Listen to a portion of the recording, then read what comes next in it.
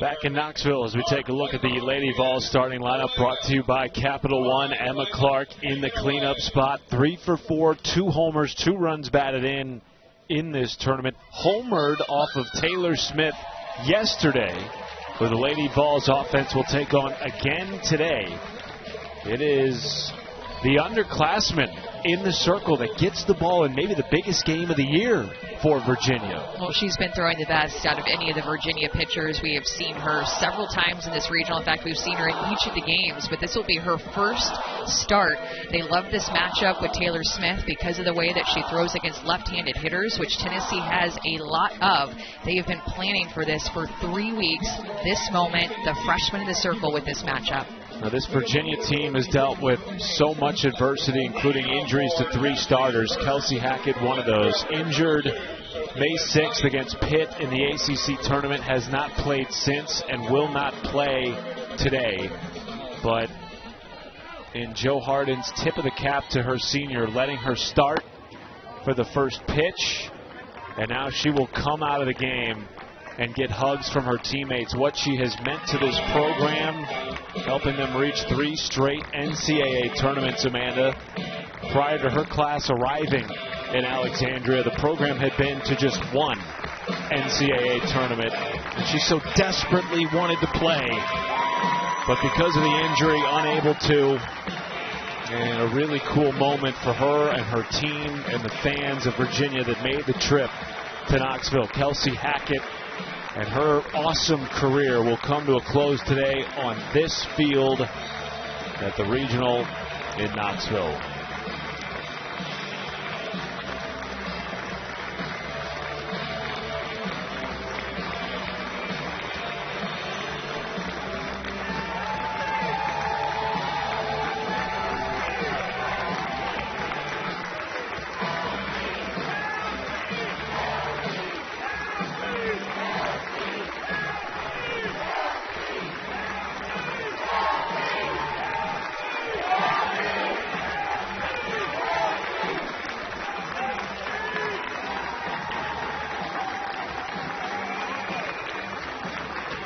See what Kelsey means to this program. I don't think there's a dry eye in the Virginia stands and on the Virginia field right now.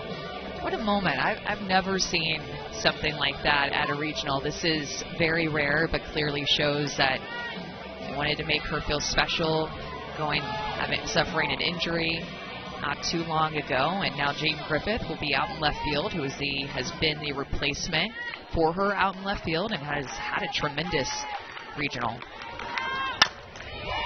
Chopper gets past the glove of Smith off the bat of Knight. Well played by Alex Call. 1 down. Well, Taylor Smith, we talked about how well she has thrown in this regional. It's been because of her rise ball. Look at this movement and the chase that she has gotten on this pitch. I mean, this is a pitch that she came in with as a freshman, but this pitch, the last month or so of the season, has absolutely been electric. It's a pitch that Tennessee is going to have to work to see down in the zone against her today. Ooh, nice pitch with that changeup, too. Not a pitch that she has thrown a ton, but if she's going to throw it like that, she's going to throw it often. We'll ramp it up to 68 miles an hour into these lefties with her curveball. Has that elite rise ball. Changeup this year has been inconsistent, but again, if she's going to throw it like the first pitch of the AB, they are going to see that pitch a lot.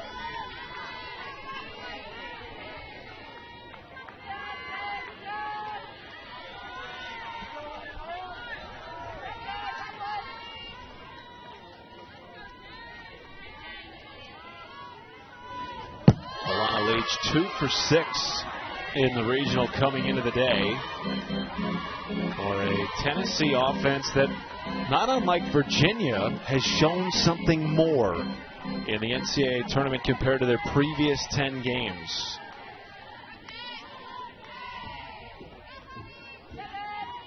One-two pitch from Smith. 2 quick outs for the freshman.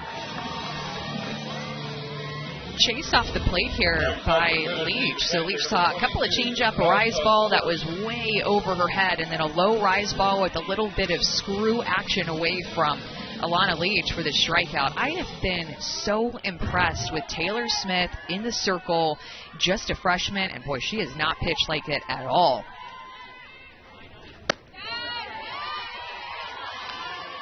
Elsa Morrison, the freshman, behind the plate.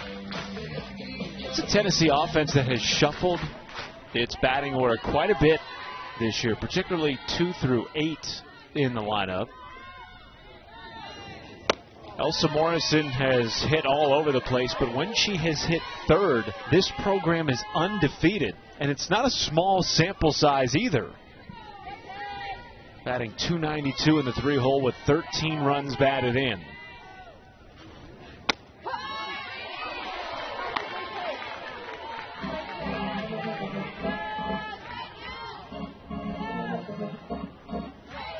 Lady Vols have averaged 5 runs per game so far in the regional through their first 2 games. Up a couple of runs from the 10-game stretch they had coming into the NCAA tournament.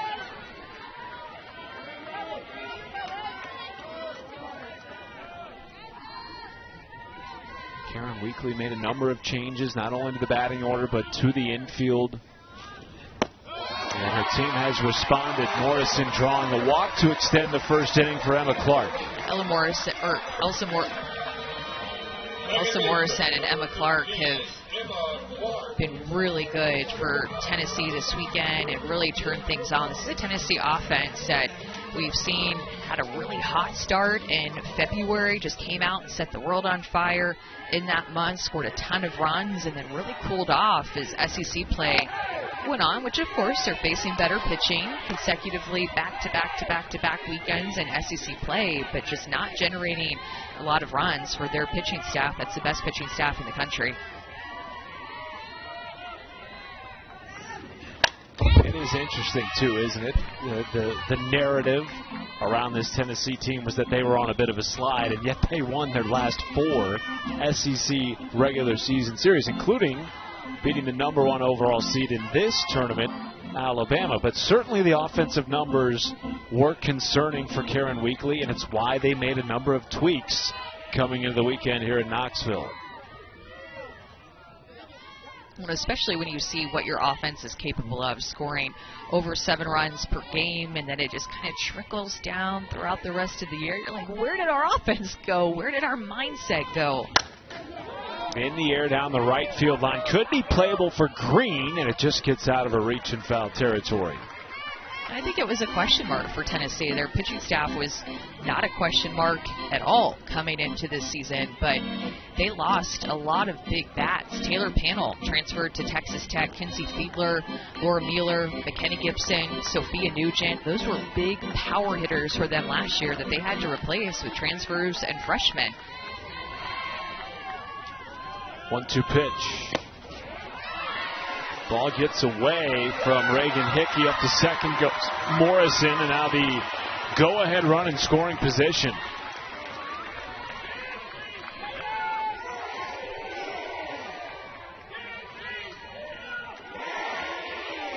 And to your point, Tennessee replaced over 75% of their home runs and RBI from last year.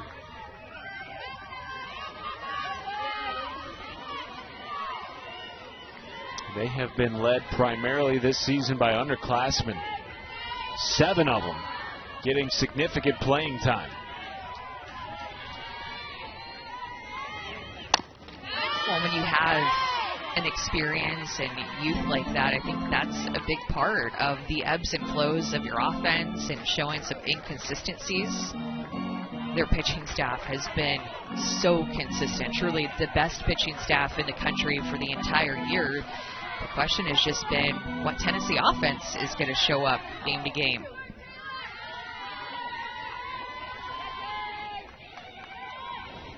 The 2-2 sails on Smith. That's the second ball that has gone to the backstop in the first inning. Third wild pitch. And Clark now in the driver's seat with a 3-2 count, and the go-ahead run 60 feet away.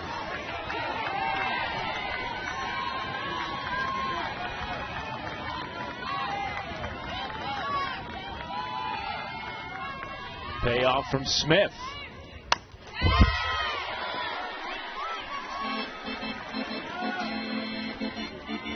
It's a good at-bat here from Emma Clark after 2 quick outs to start the inning. And then the walk issued to Elsa Morrison. We've talked about it a lot over the course of these 3 days here in Knoxville. Doesn't it feel like every time somebody's given up a free pass, the opposing offense has taken advantage?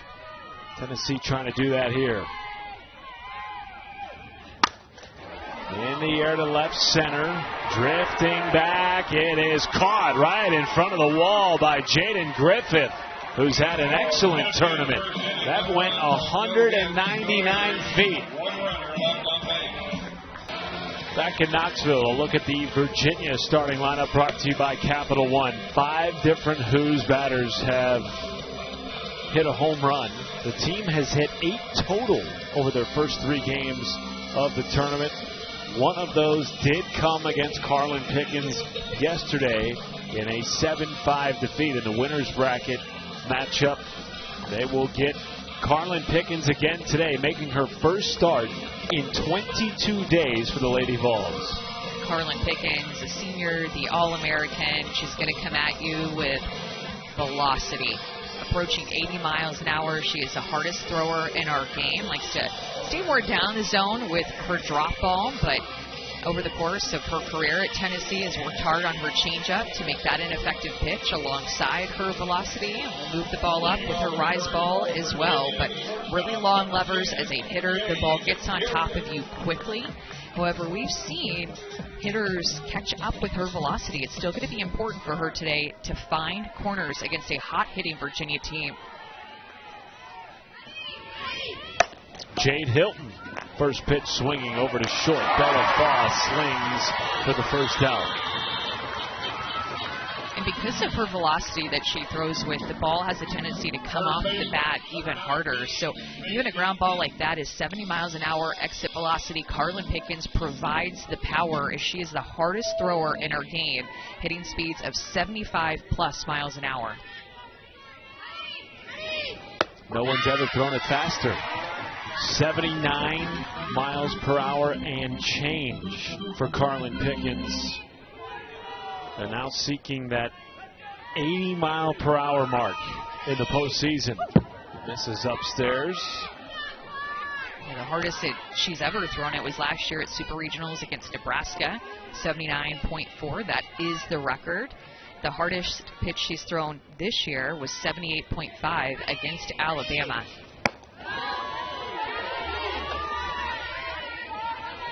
Ball 2 to Macy Eaton.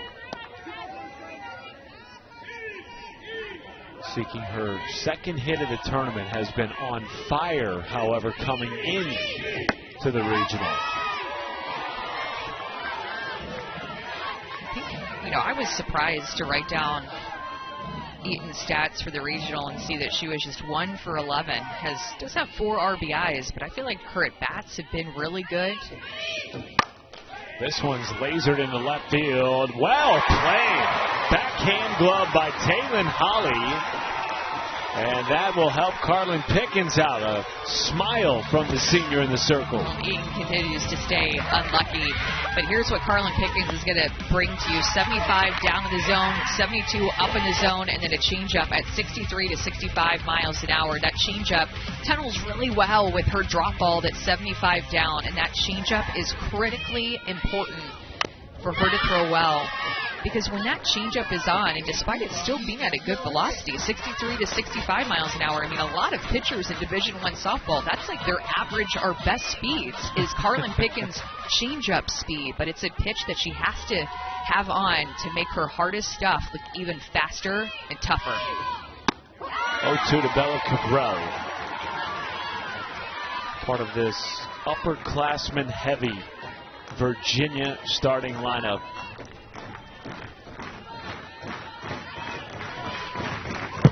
Who's playing in their 3rd straight NCAA tournament, seeking their first trip to a super regional in program history. Joe Harden has built a perennial contender out of the ACC. A about that? You can tell they're trying to get in rhythm with that changeup. The pitch that went to the backstop, that was a changeup that she held on too long. And so Megan Rhodes-Smith is like, nope, we're going to throw this today. You're going to throw it again the very next pitch, and that's the one that Cabral just fouled off down the line.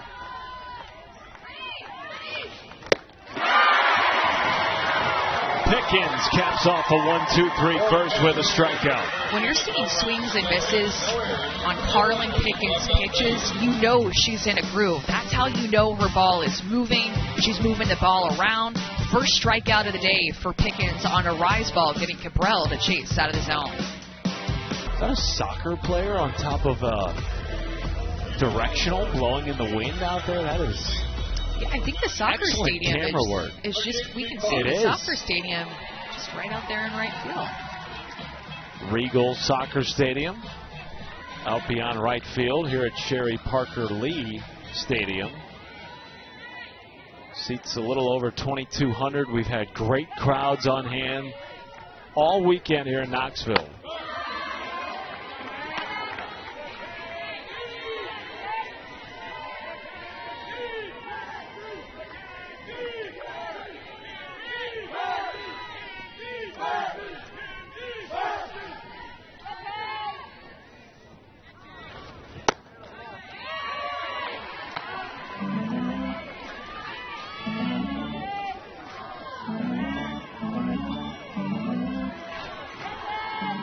Mackenzie Butt leads it off, 2-0 count. She too homered off Smith yesterday. So important this year for Taylor Smith to work ahead. When she has fallen behind 1-0 or worse, 30% of her batters faced have drawn walks.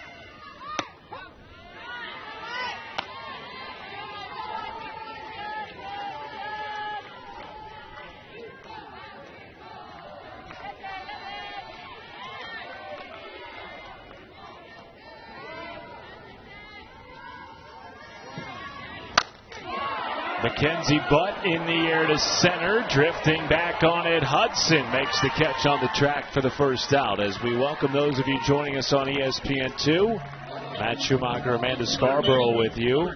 Georgia, the 10th overall seed in this tournament, now awaits the winner of Tennessee and Virginia to see who will be their opponent in the 2026 Super Regional. Tennessee beat Virginia yesterday in the winners bracket, 7-5.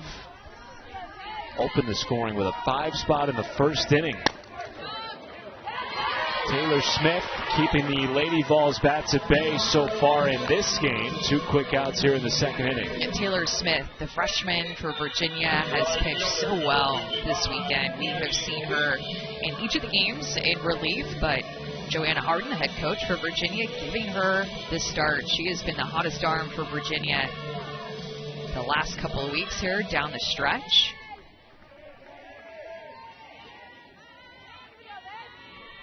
In steps Gabby Leach. Especially looking at how Taylor Smith started this season versus her last 6 appearances.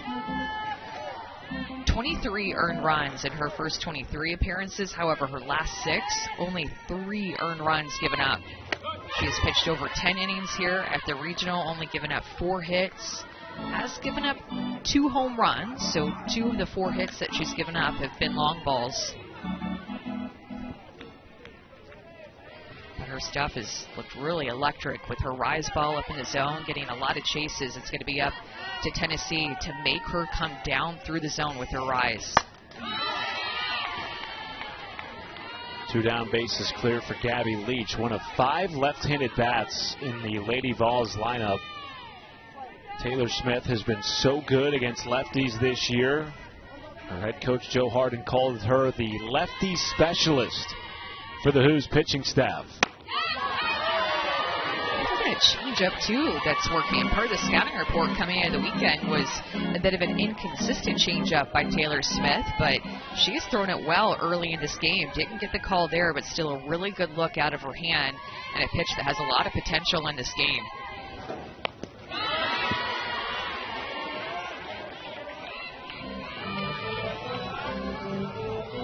about her last 6 appearances, how good and sharp she has been. They really groomed her in anticipation for being placed in this regional against the lefty-heavy lineup of Tennessee. They have relied upon her heavily in this tournament, not only against the Vols, but against Indiana, who Virginia had to beat twice to get to the regional final today.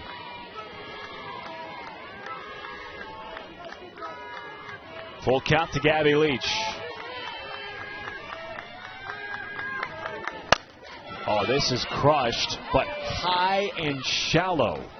And it is caught by Madison Green. Those of you joining us on ESPN News, you can catch the remainder of this game over on ESPN2. Right back after this. For this regional final in Knoxville, Tennessee, today the winner will face Georgia in the Supers next weekend. Hi again, everybody. Matt Schumacher, the 2-time All-American, Amanda Scarborough with you. It's been a really exciting regional here in Knoxville. One of the big stories, though, in this regional final, the emergence of Karlyn Pickens as a starter. It's been 22 days since we have seen her start a game for Tennessee. What are you looking forward to today from Karlyn? Yeah, seeing the spots that she hits. I mean, despite her being the hardest thrower in our game, she still has to find a way to live on the edges.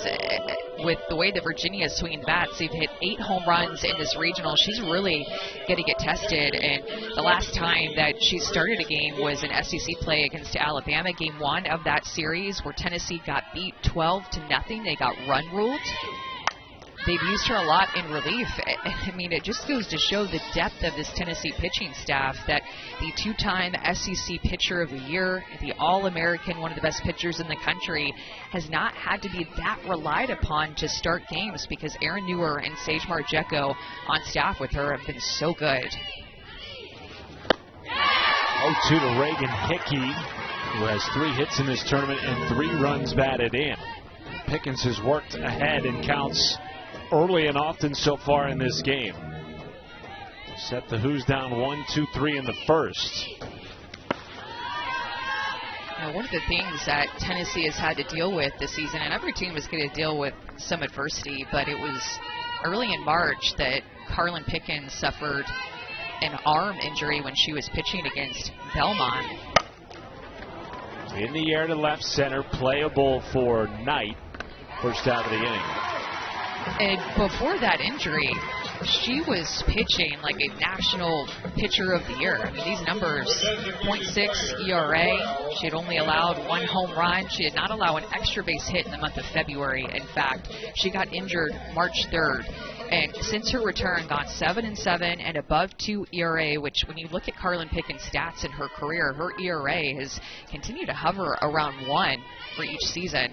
Maybe even below. I mean, she has been one of the best pitchers in our game for 4 years since she set foot on campus at Tennessee. And you could tell that that injury, she took off about 12 days, did not pitch in any games. And I think it was even a question, at least for me from afar as a fan, is she even going to come back this year? There was a question mark of how serious is this arm injury.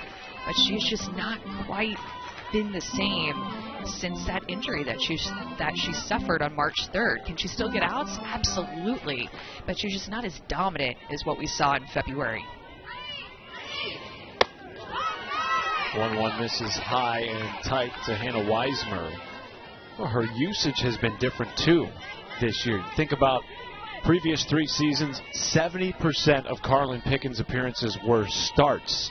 This year, just 45% of her appearances have come in starts. It almost feels like they've tried to work her back slowly, protect her a little bit, coming back from the injury.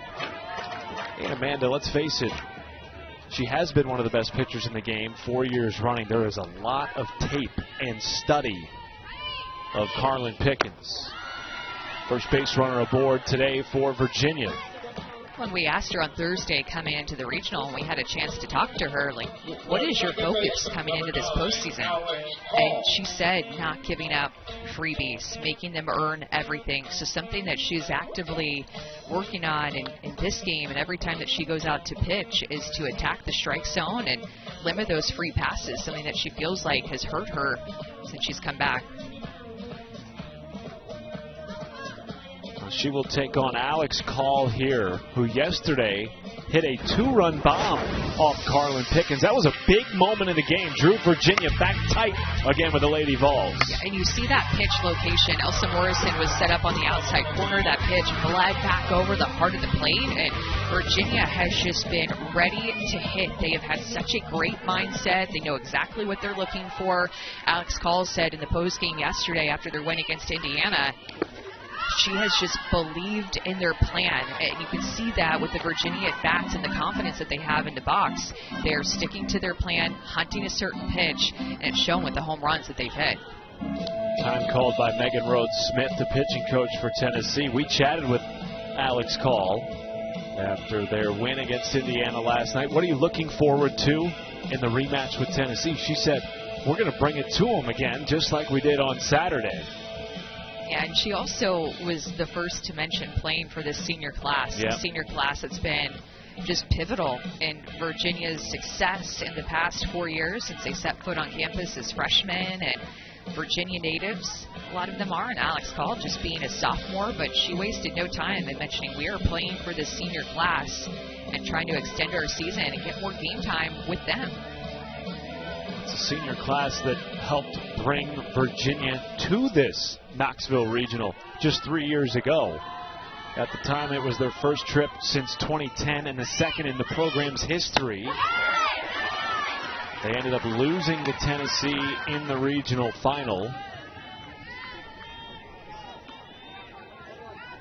A regional final in which Karlyn Pickens went the distance. 7 innings, allowed just 2 hits, no runs against Virginia.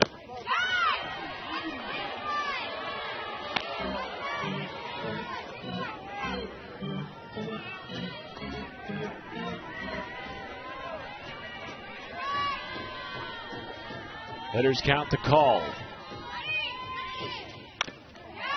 You know, we mentioned the Karlyn Pickens injury, and we talked to Karen Weekly about how she has been since she's come back. And one of the things that I've noticed, you know, watching their games is her changeup being a little bit inconsistent, as well as looking at the numbers, her rise ball getting hit a little bit harder. And that's something that Karen Weekly talked about, that just trying to find a way to get her changeup and her rise ball, getting that consistency back with both of those pitches, and has felt like there have been stretches with her rise ball that she's been throwing too many in the zone that have been hittable pitches.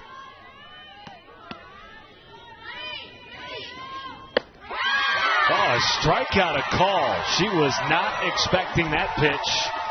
And it's the second K of the day for Pickens. Well, you're not going to believe this if this is the first time that you're watching Karlyn Pickens pitch. This is her changeup. 66 miles an hour is Karlyn Pickens' changeup right there that froze the home run hitter in Alex Call.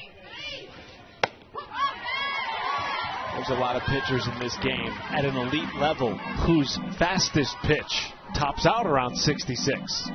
There are some that top out at 58, 59, 60, and that is 6 miles an hour slower than Pickens' changeup. Is through another one there at 64.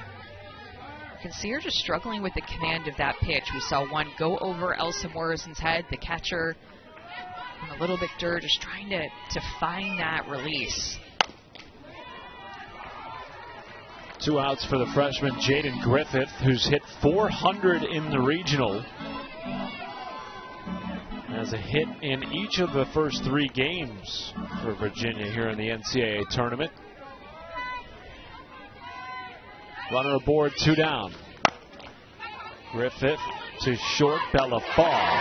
So slick at short. Who strand 1, no blood after 2 in Knoxville. Already 2 teams have punched their tickets to the Super Regional. 6 overall seed Florida, 10 seed Georgia, who awaits the winner out of the Knoxville Regional. Florida awaiting the winner out of the Lubbock Regional, which has had a whole lot of fireworks so far. You can catch Texas Tech and Ole Miss in the regional final right here on ESPN2 at the conclusion of our game. Taylor Smith back in the circle here for Virginia, taking on the bottom part of Tennessee's order. Was that not one of the craziest games you have ever seen yesterday between Tech and Ole Miss? Tech down 8 going into the 7th, and they somehow, Amanda, won that game. Never seen anything like it. I mean, down by 8 runs, and it didn't look like Texas Tech had any hope. They were down to their final out, and they just kept hitting. 2 home runs in that comeback, ended up tying it, and then ended up eventually winning it. An inning later? 2 innings later? In the 8th. In the 8th, yeah. They scored all 8 of their runs in the 7th inning with 2 outs. Yeah, just I really can't believe it. They were even down to their last strike. Yes. There was a 2-2 count with 2 outs, and they had not scored a run yet. Ice in your veins. Saw Jerry Glasgow's post game. You know, he's always good for a good laugh, the head coach at Texas Tech. He's over coaching third base in the third base coach's box, and he said he was contemplating when they were down 8-0 retiring. Having those types of thoughts go through his head, you know, down by 8 runs on your home field, about to go to the elimination bracket, and then he just came roaring back. Taylon Holly has come roaring back in this AB, was down 0-2, now full. And she draws a leadoff walk. Second free pass of the game, drawn by Tennessee. He went from contemplating retirement to probably having a celebratory steak at Las Brisas. Look at that note on the bottom there. Teams in the NCAA, that's not just in the tournament but all time, were 0-640 when trailing by 8 or more runs. Texas Tech makes it 1-640 after their comeback win yesterday. Yeah, that was... I've just never really seen anything like that. And I think a lot of the Texas Tech fans had left. It looked like there were a lot of seats open. That they did not believe that there was going to be a comeback. But, I mean, they had done something that had never happened before. Ball gets away on Smith. Up to second goes Taylon Holly. That's the 3rd wild pitch of the game for Taylor Smith.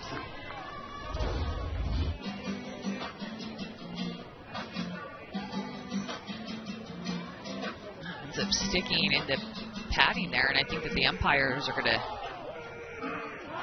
talk about that as you see that the ball got lodged. Boy, it's so interesting to see Taylor Smith struggling with her control. We've seen 3 wild pitches already in this game. Coming into the day, Amanda, she had 4 all year. They will keep Taylon Holly at second base. 1-1 count to Bella Faw batting in the 9 spot for Tennessee.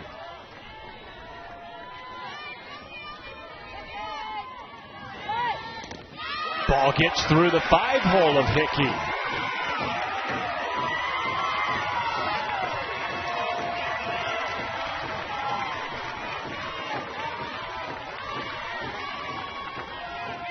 Man, this is just a real oddity, what we're seeing from Taylor Smith. You just do not see this many wild pitches, not just from her, but really any pitcher at this level. Just lacking this command at times today. Chopper to third. Cabral looks Holly back to the bag, takes care of Faw, 1 down. Have you ever had a time in your career where you were really just erratic with your pitches? Not like this. I mean, even when you're erratic and you don't have good command, it's still to a point where the catcher can still catch it. Sure. You know, I don't remember a time where this many got past my catcher, and that it's just very rare to see a Division I pitcher be that erratic with the location of her pitches and wildness. Line drive off the bat of Knight, caught in left. Griffith throws home, not in time. Holly scores after she reached second and third on a pair of wild pitches. Well, what a great piece of hitting by Sophia Knight. She is more of a lefty slapper, short game player, but look at her just playing to the situation. Ends up being able to find one, to get underneath, drive it to the outfield, sacrifice fly in great execution to produce the first run of this game. 2 gone, bases clear for Alana Leach. It's particularly perplexing for Smith, considering yesterday in 5 2/3 innings against Tennessee, 68% of her pitches were strikes. And now the pitching coach, Jamie Allred Stokes, out of the dugout for the Hoos.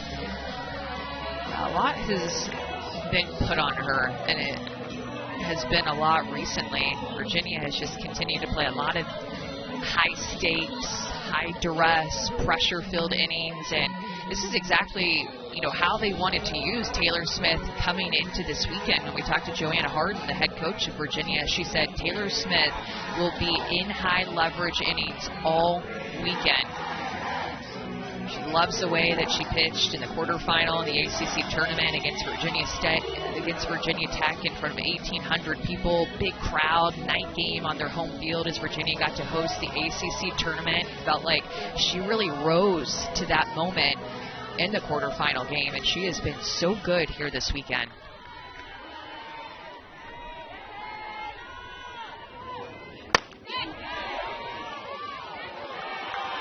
Mixed in a no-hitter over her last 6 appearances. Went 5 innings against NC State, and at the time that was her longest outing of the season. Of course, yesterday went 5 2/3 against this Lady Vols team. Way behind here on Leach, 3-0.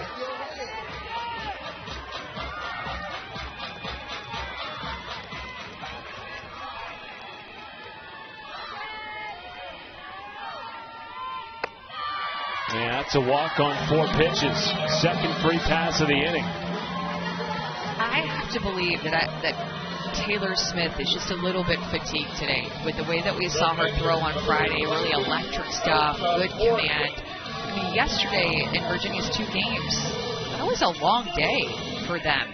They played Tennessee early, then had a hard-fought back-and-forth game with Indiana. A lot of emotion in that game, a long game.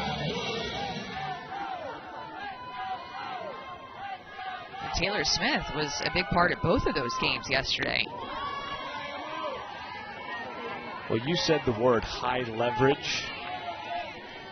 It's so rare that we see a freshman be put in such high leverage positions so frequently, Amanda, over the last 2 weeks of the year. And there were a lot of high leverage games for Virginia, who got in with an at-large bid after finishing 6th in the ACC. That just missed to Elsa Morrison. And that's one that really needs to be called. I mean, we talk about the small strike zone, and haven't been many that have been missed. I do think that they've been balls, but right there at the bottom of the zone, you could tell that was more over the heart of the plate.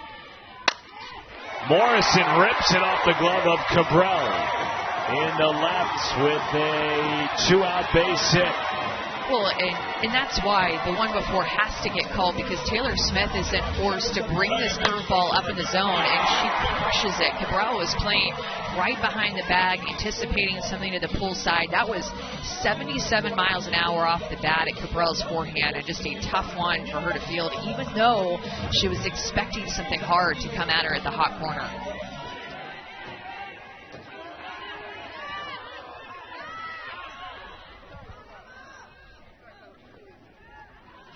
Time called by Karen Weekly.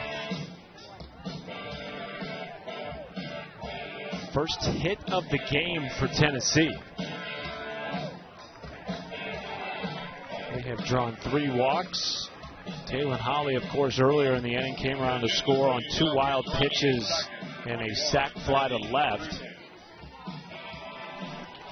You know, the post-game press conference yesterday after the Indiana game, Eden Bingham played a big part in that win. She had come in relief, and remember, Virginia played 2 games yesterday, and Eden Bingham said, we're exhausted. We've not had much sleep in the last 24 hours, and this is what we're here for. We've prepared for it, but she did say, we are exhausted. I mean, the Indiana games that Virginia has played in, each of those games went 3 hours or longer. So they've had some long, tough, hard-fought games that have just probably been emotionally exhausting as well as physically exhausting this weekend.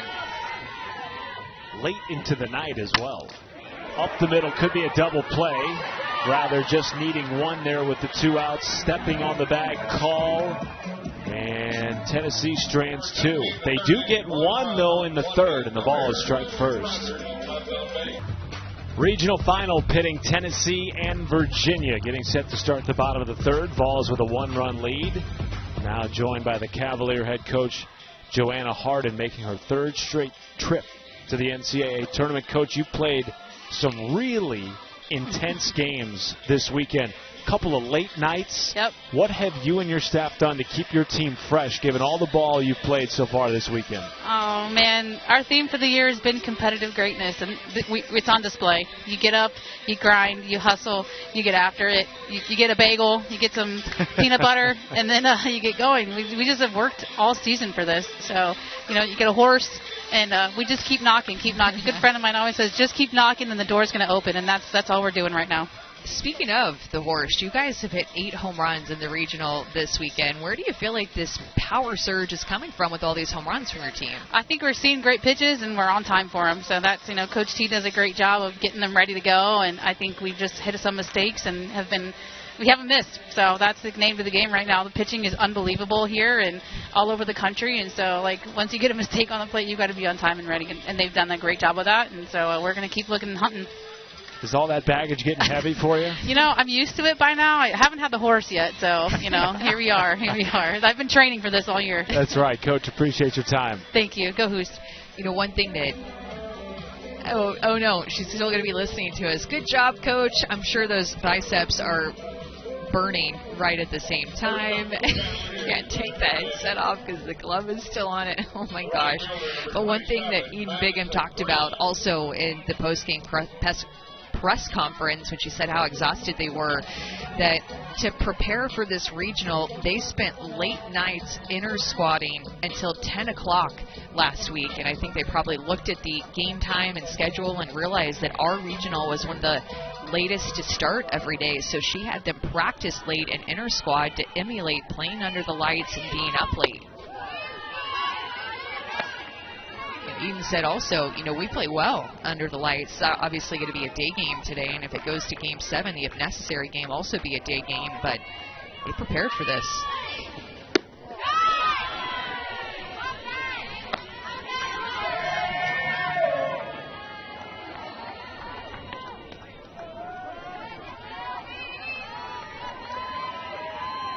Two-0 to Madison Green. We're going to see some if necessary games today across the country already. I think that Florida State is playing in their Game 7 against UCF. They forced that. Duke beat Arizona in Durham, so they're going to force that if necessary game. That is what Virginia is trying to force here this afternoon. UVA needs a win to extend their season and force a Game 7.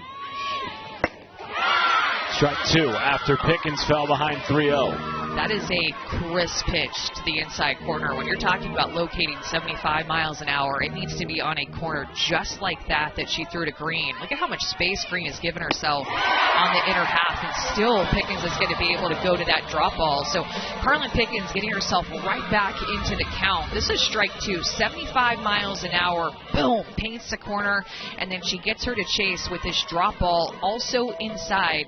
That drop ball just fell off the table, 6 inches of down break.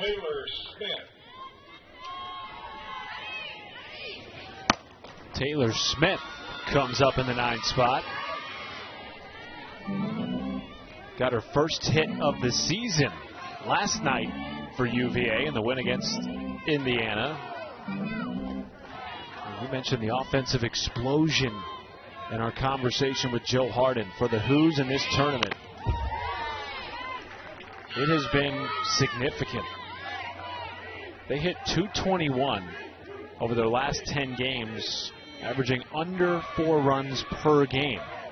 That was entering the NCAA. In this tournament, they have averaged 7 runs per game. and have hit 8 homers, one of those coming off of Karlyn Pickens in the winners bracket meeting yesterday between these two teams.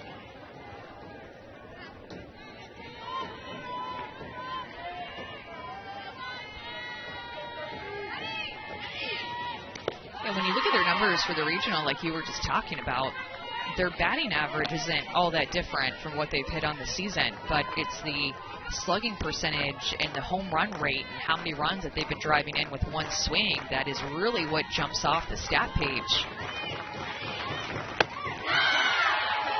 Strikeout. 4th of the game for Pickens. Gets a check swing, a little bit of a late call here, but a pitch that I thought should have been a strike call anyway, regardless of the swing. Rise ball, low and out, clips the corner, low through the zone. Smith can't decide, so should have been a strike regardless, but 4th strikeout, first time through the order for Karlyn Pickens. Second time through now for the Who's, leading off with Jade Hilton, who struck the first pitch she saw from Pickens pretty well, but it was just right at the shortstop Bella Faw. As this game has gone on, Karlyn Pickens has gotten better with her locations, and coming into the regional, Karen Weekly talked to us about how important it is for Karlyn to get off to a good start, that if she struggles, it's likely to be early in her appearance, like in the first inning or early in the game of her start, and then she really settles in. And you've seen her work through that. In the first inning, it was 3 up, 3 down, but, you know, had some hard hits or hard contact off of her, had a walk in the second inning, but now you can see her settling in to this third and really finding the corners.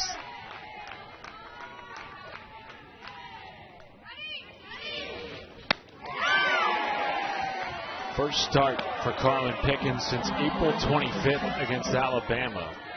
In that game, the Lady Vols were run ruled 12-zip. Jade Hilton did not go around. 3-1 count. Pickens gave up 5 runs, though just 2 earned in that loss to Bama. And now the second base runner of the day is aboard for Virginia. First baseman, number 19. So that was her last start. That was 22 days ago for Karlyn Pickens. She had then made 6 consecutive appearances out of the bullpen prior to this start today in the regional final in Knoxville.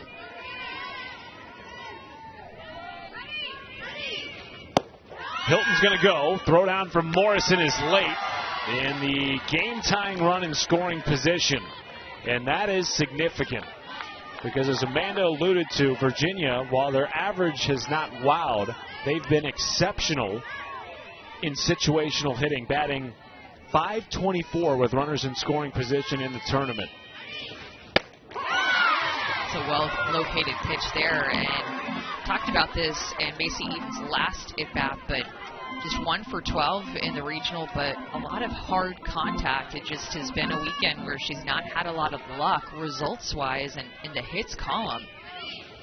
But she's had good at-bats, been pretty selective. You can tell her approach has been really locked in, and had 4 RBIs, which broke her record that she set last season as a sophomore.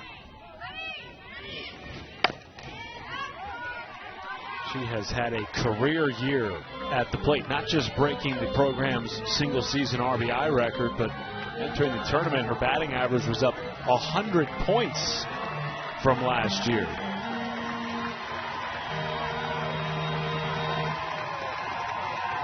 Tying run at second base, 2-2.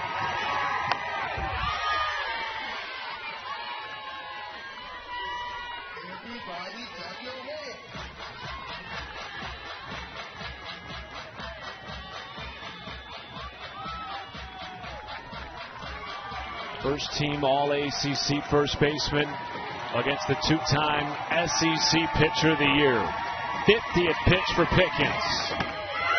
Just missed. Morrison tried to frame it up, and instead a full count. was a great take by Macy Eaton, especially pitch before she swung at would have been one that likely would have been a called strike had she not been understanding that that one was a little bit lower, a little bit more outside, and forces Pickens to pitch this full pitch here.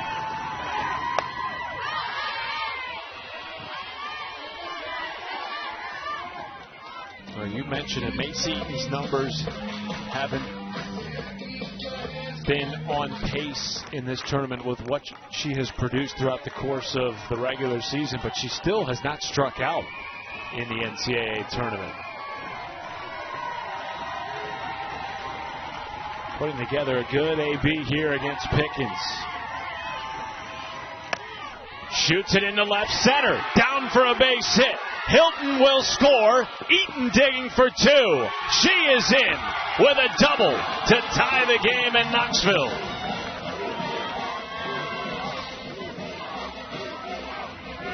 You mentioned it. Virginia has been so good with runners in scoring position, and what an at-bat by Macy Eaton, working it to a full count.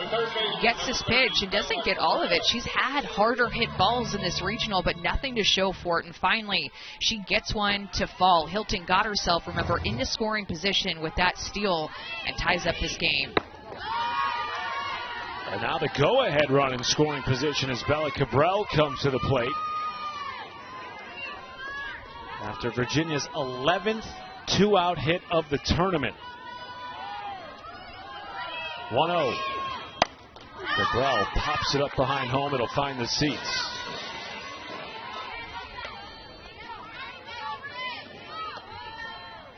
Just keep knocking is what Joanna Hardin told us at the start of this inning. It's been the theme of Virginia all year long, and especially in this tournament. Did that hit Cabral? Yes. Now, Karlyn Pickens thought that it hit the bat, I believe. And now Karen Weekly's out of the dugout. Some jeers from the Lady Vols faithful. And now she wants to chat with Anthony Small, our first base umpire.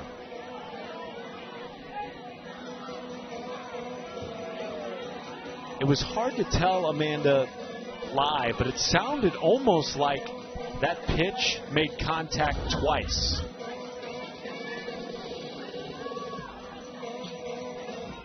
Super slow-mo here. It's hard to tell there, but an immediate reaction from Cabral. Let's try to listen in now.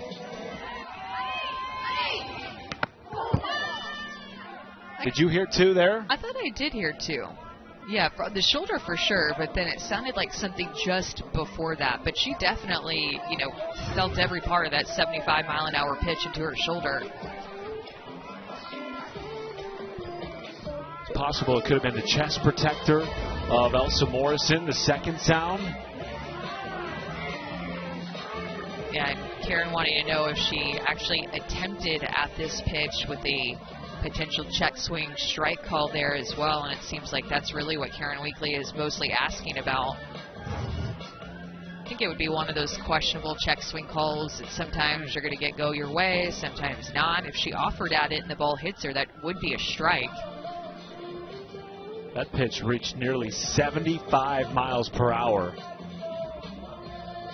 from Karlyn Pickens. As it stands right now, it's a hit by pitch. Bella Cabral at first base. Long deliberation here with Megan Raven and the rest of our umpiring crew.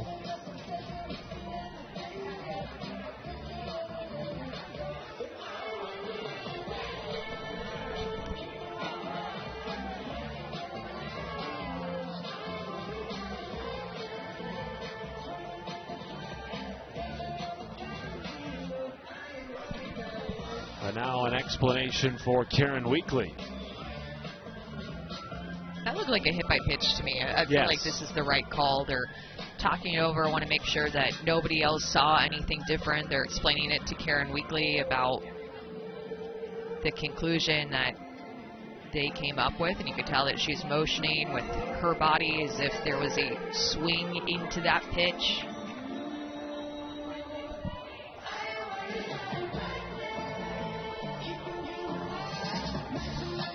And important to think about, though, this has happened with 2 outs. I mean, Karlyn Pickens had 2 strikeouts to start this inning. 8-9, 2 Ks, looking like she was getting into a groove. And then another walk has come back to haunt one of the teams in this regional, something that we have seen every single game of this regional. After retiring 8 of the first 9 batters she faced with 4 strikeouts, Karlyn Pickens has now allowed 3 consecutive base runners, including an RBI double to tie the game by Macy Eaton, who now represents the go-ahead run in scoring position. Meanwhile, Erin Newer getting loose.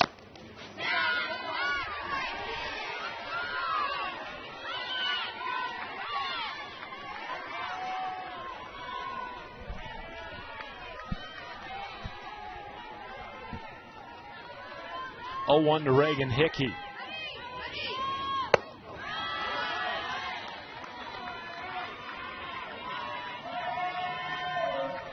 Hickey, one of 5 different Who's hitters to tally a home run so far in the tournament. Check swing on the 1-1. Appeal to Anthony Small. She did not go.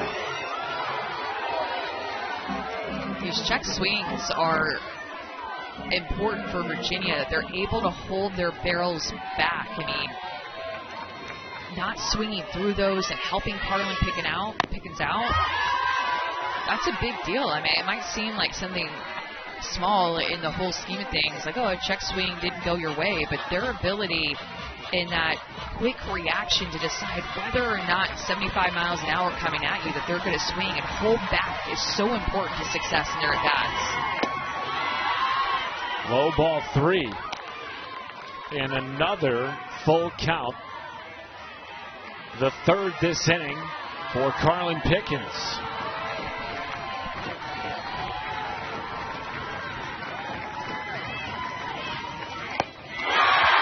Battling back for a strikeout, the 5th of the day for Karlyn Pickens.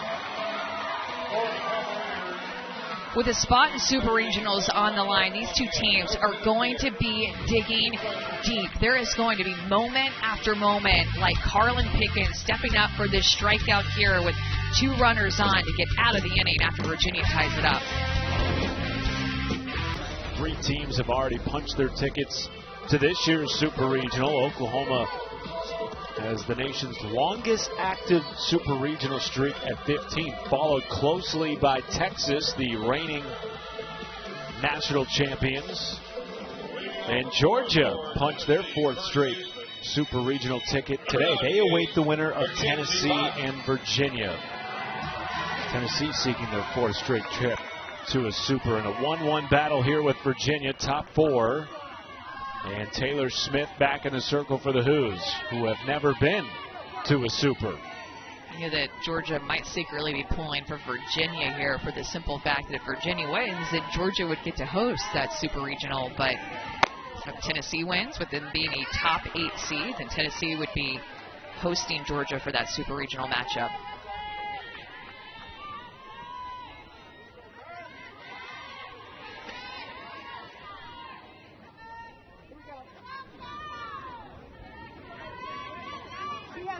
She has 12 seconds to the box.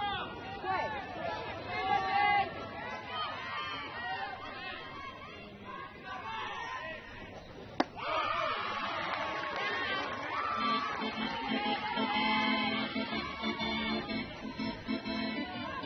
2-0 count to Mackenzie Butt, who has 2 hits in the tournament, including a solo bomb off Taylor Smith yesterday. Seeming like a little gamesmanship going on here with the pitch clock situation that I feel like we need to get cleaned up ASAP. I don't know what's happening with Tennessee getting into the box and Taylor Smith kind of waiting to get the pitch call, but we just need to get a rhythm back into this game going with the 20 seconds that we have in between pitches. There's the pitch clock. We're now at 8 seconds. Well, it appeared Megan Raven was trying to get a handle on it. There were a couple of warnings there early in this at-bat from Butt. Now, who the warnings were to is up for debate. Nonetheless, the hitters count here to butt, leading off the inning for Tennessee. Hard hit to short, snared by the multi-time All-ACC shortstop Jade Hilton. That's a good sign for Virginia's defense at this point in the game, because they had really struggled with errors in the first inning of games at this regional. They had made 6 errors at the regional altogether. 5 of those errors had come in the first inning. It just seemed like every game that they played, they were kicking the ball around in the first inning early. Maybe some nerves early on, but they played through that here in this game. No errors today for Virginia. Well, remember, their first 2 games of the tournament, they got behind by a combined score of 8-0 in the first inning. Trailed Indiana 3-0 in their opening round victory against the Hoosiers, which required extra innings. And then yesterday against Tennessee, trailed 5-0 after the first. Battled back, ended up falling 7-5. And had to come through the elimination bracket, beating Indiana for a second time late last night. Bunt is dropped down by Dodge, foul. Strike 2.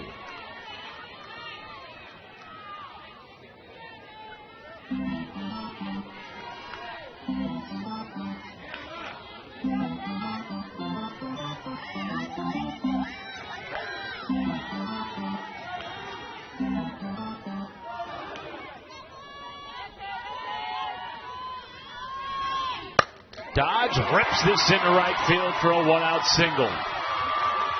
Second base hit of the day for Tennessee.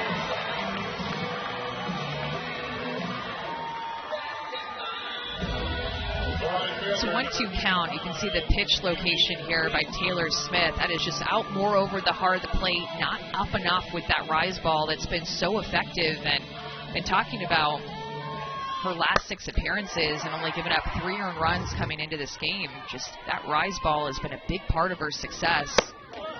See it there, a little bit lower in the zone. Looked like that one easily could have been a strike call right at the top of the zone, but she did not get it called. But that rise ball, opponents of her last 6 appearances hitting under 100 against her rise ball.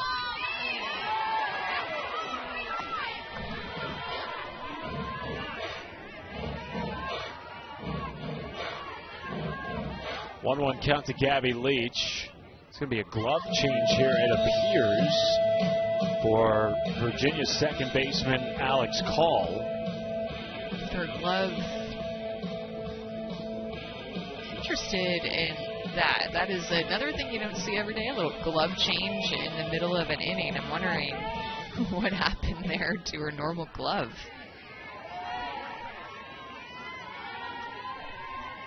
Guess we'll never know, huh? It'll be a mystery. Chopper, underhand toss, Smith, 2 outs.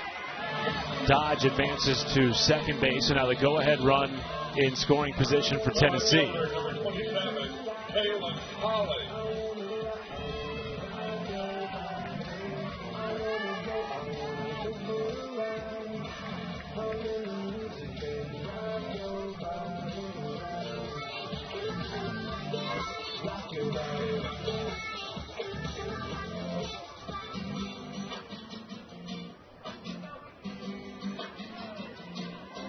Umpire at second base had held out his arm on that pitch, and I'm wondering if it was the hitter being out of the box on contact. That was good. We have 4 umpires here at the regionals all weekend, and he held out his arm, meaning the hitter was out of the box on contact, so Virginia is going to get to pick if they want that out at first base or if they want a redo up at the plate. And they have chosen the result of the play, right, which is out at first. So 2 gone. Taylon Holly digs in. Remember, she walked and then took 2 bases on 2 different wild pitches. It goes off the glove of Alex Call and scores Dodge. The new leather of Call failing her in that moment, and she says, "My bad," to Taylor Smith. A new glove. It really does feel different if it's the one that you've been using for the entire year. You now have a new tool on your hand, and it might be, maybe your normal glove is 12 inches and this one is 11, and that can make the difference in a line drive being caught or off of her glove. It just didn't seem like she saw that ball well at all, and actually she just changed gloves back again to go back to the other one. Very interesting what's going on with this glove situation with Alex Call, but a missed opportunity for an arrow leads to Tennessee run.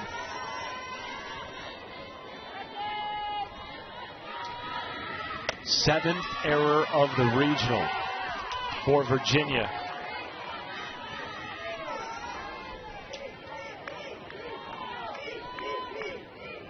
Here's Bella Thaw in the 9-hole.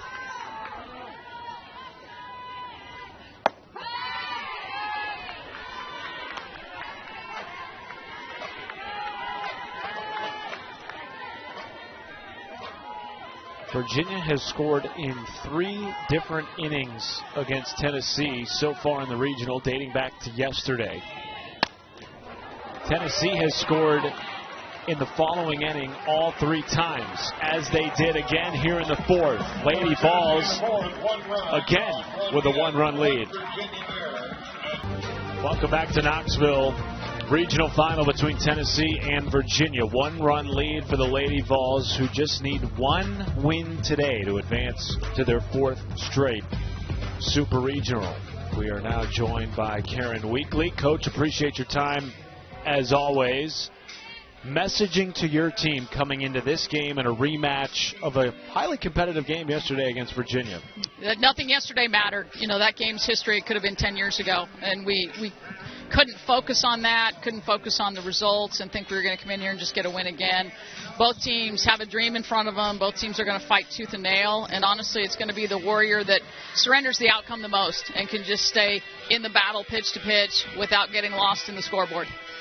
Coach, how did you decide who was going to get the start in this one? Karlyn's experienced, right? I mean, it's her 4th year here. She's a senior. She's been in these moments. She just knows how to navigate these things, and I believe the more Karlyn throws, the better she gets. Coach, thank you very much. Thank you. Karlyn Pickens making her first start in 22 days.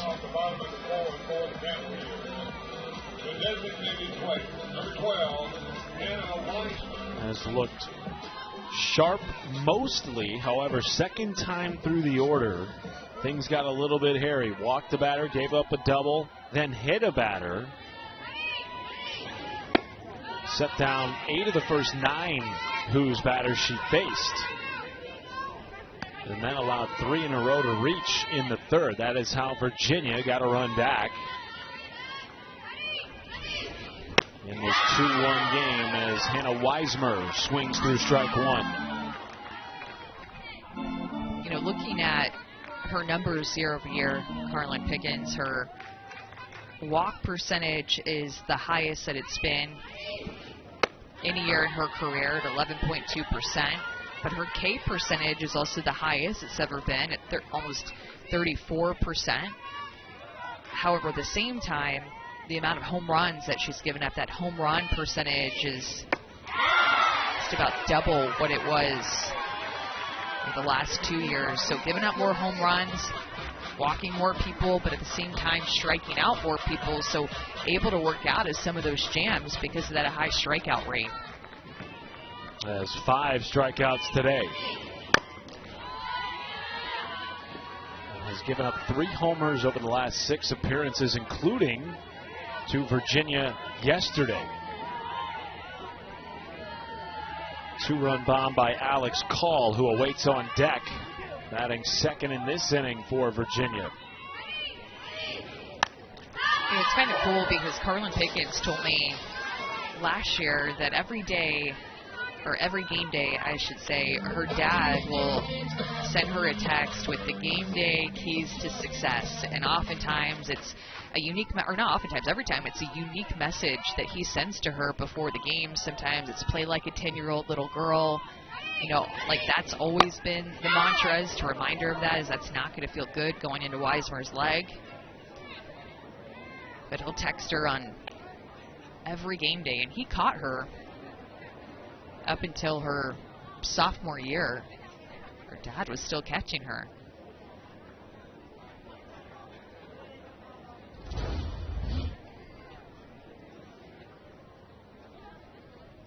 Oh, right off the ankle bone of Weismer.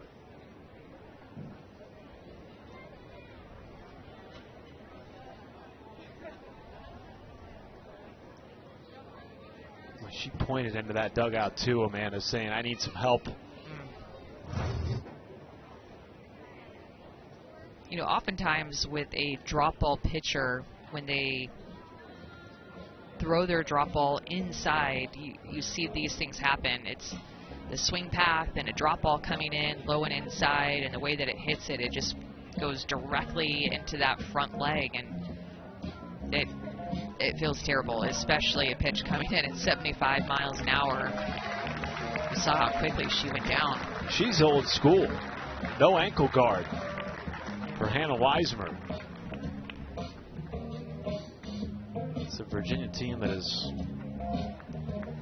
dealt with injury to 3 different starters this year. They're without Kelsey Hackett again today, injured in the ACC tournament.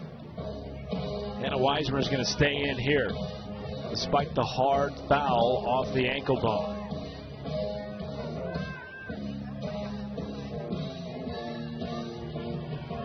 Despite all the adversity the Hoos have been through this season, their first 40-win campaign since the 04-05 year. 2-2. That was checked off the bat of Weismer. Yeah, so when you're hitting against Karlyn Pickens and 75 is coming at you on the inside corner, I mean, that's a lot to deal with. She goes low with it, into her shin, up with it, off the barrel, and then comes in and brings in a changeup at 65. I mean, you can see how perfectly that changeup was set up, because Weismer thinking about 75 in, having to get her barrel quickly there, and then the changeup comes through, and she is way out in front of that pitch. Totally fooled her, and that's why that changeup is so important for Karlyn Pickens.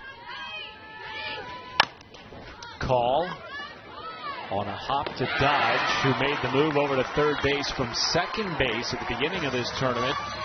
One of 3 infield changes for Karen Weekly has been sharp all weekend long in the hot corner. 2 down in the 4th.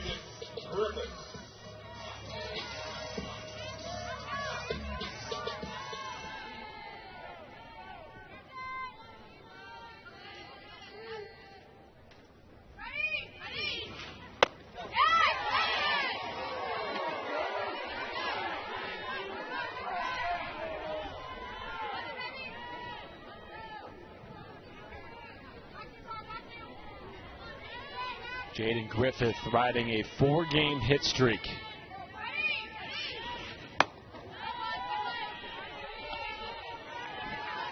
Has come up with some big hits in this tournament.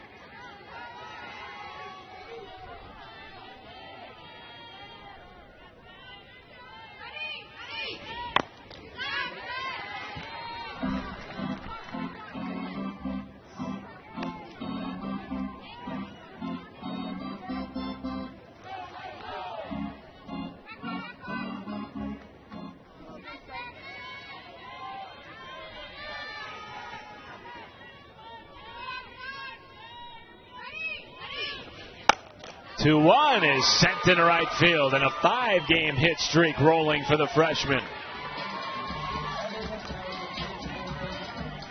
Her hands have just been so quiet, short to the ball. These at-bats that Griffith have had, I mean, she has just been a force at the bottom of the lineup for Virginia. Started out the regional in the 9-hole, and they bumped her up to the 7 because her at-bats have been so good, continuing to find different ways to get on base.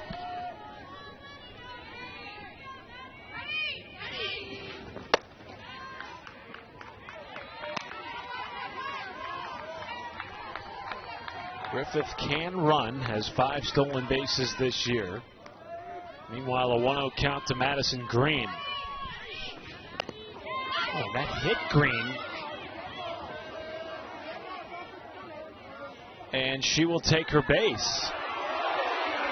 This is eerily similar to a couple of innings ago when Bella Cabral was hit on a check swing. Karen Weekly came out, argued that maybe Cabral's bat went around.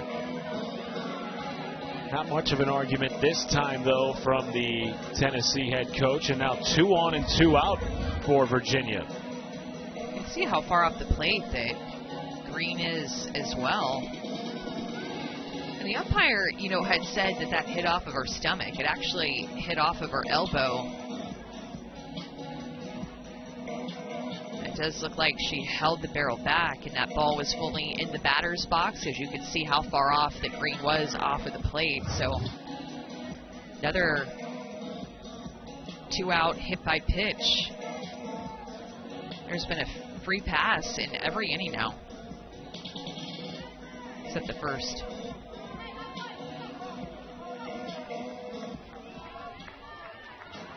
Well, Virginia scored their lone run of the game so far with 2 outs in the third. Now they have the tying run in second base. Go-ahead run is aboard with 2 outs in the fourth. Taylor Smith comes up swinging. If you're Karlyn Pickens in this situation, 2 out, 2 on, and against a more inexperienced hitter in Taylor Smith, you have to go right at her. Jade Hilton, the top of the order for Virginia, is on deck, a 1-run game. Like, there's no messing around in this at-bat right now. Karlyn Pickens has to attack Taylor Smith. She does not want to see the top of the order for Virginia come up in this inning. This is just the 6th at-bat of the year for Taylor Smith.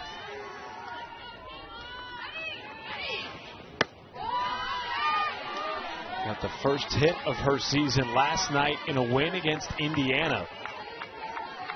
If I'm Karlyn Pickens, I don't want to try to be too fine here. I am challenging her, even if it means right down the heart of the plate. And this is why Megan Rhodes-Smith is going to come out and talk to Karlyn right now of, hey, we've got to go at her. You have to challenge her. My dad used to tell me when I'd fall behind in counts, like, just throw it right down the middle of the plate. Like, you'd rather do that than walk the hitter that's up there, because a good hitter even is going to find ways to get themselves out. So challenge the hitter. Find the strike zone here. You have to, with the All-American Jade Hilton on deck.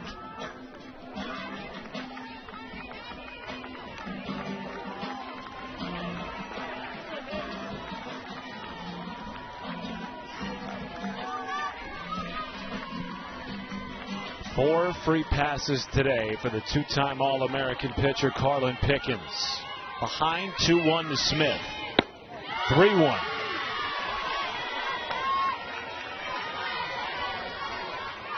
Jade Hilton, who already has 2 home runs in the regional, awaits on deck.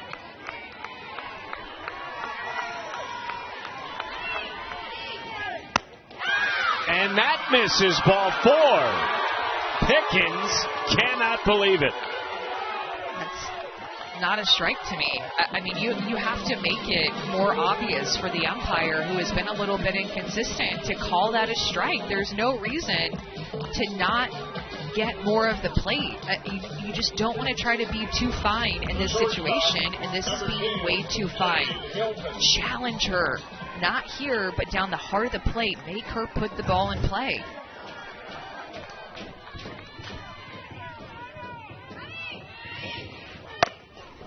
Hilton to short, flip to second. That beats the slide of Smith. And Pickens pitches out of a bases-loaded jam. It is still 2-1 Tennessee.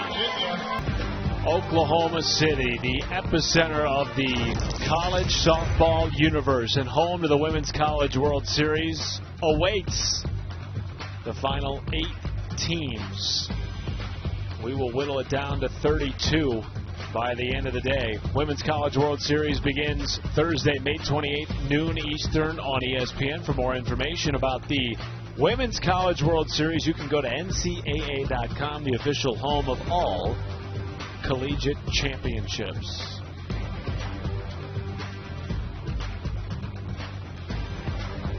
Already 4 teams punching their ticket to the Super Regional, all 4 out of the Southeastern Conference. Number 1 overall seed Alabama awaits the winner out of the LSU Regional.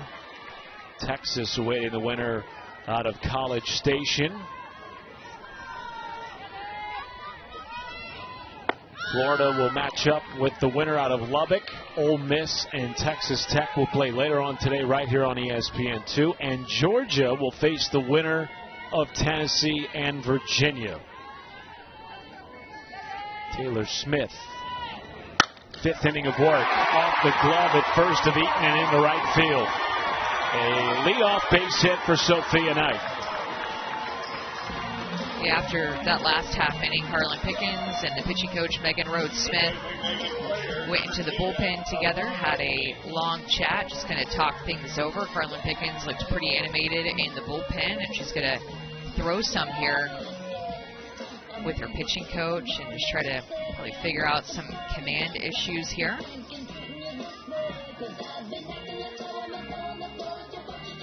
Is that rare, Amanda, to see the starter go into the bullpen middle of an outing?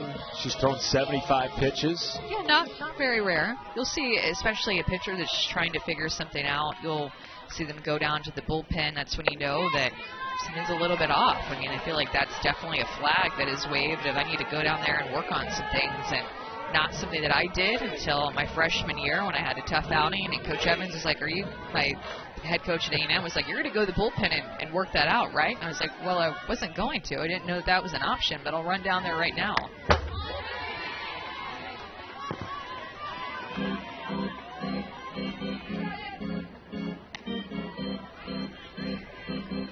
Matt Schumacher, the former Big 12 pitcher of the year. Amanda Scarborough with you.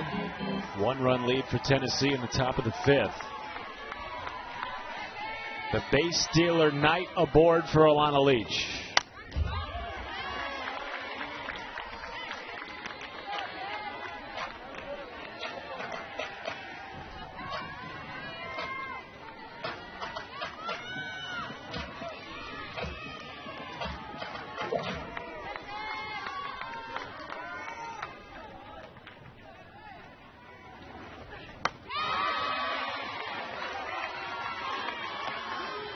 The way that Taylor Smith has really fought through this game. I've seen her just look so good on Friday, so good yesterday, pitch some hard-fought innings, have some deep at-bats, but I like the way that she's just figuring things out today. It has not been easy for her. It's definitely been a different outing than what we saw from her on Friday and Saturday, where she was a little bit fresher, but you can tell that Coach Harden believes in her, just continuing to keep her out there. And even though it does not have her absolute best stuff like we've seen in other outings, she's still figuring out a way.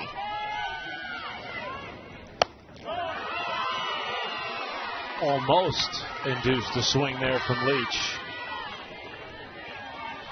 She has been relied upon more significantly over these last 5 games than ever before this year in her freshman campaign. She has thrown in 5 straight games for Virginia. Leach in the left, and coming in and making a diving catch is Jaden Griffith. And she's a little bit shaken up as she takes her glove off and doubles over that hand.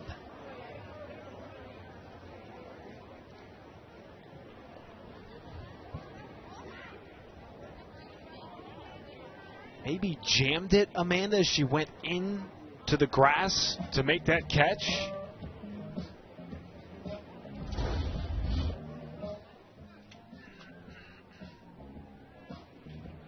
It kind of landed with her full body down on her wrist or on her hand as she went down to catch that. Did not get a great read and just tried to recover, and was going to do whatever it took to get it out there.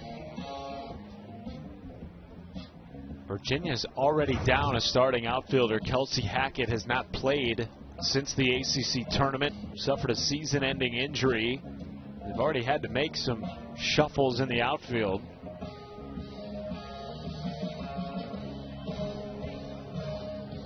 It's a good sign to see Joe Harden, her head coach, smiling during this conversation.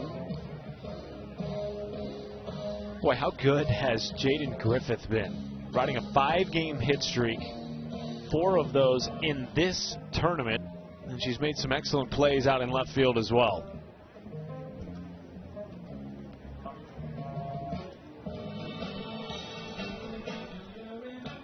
Shaking it off. Leather back on. Let's play ball.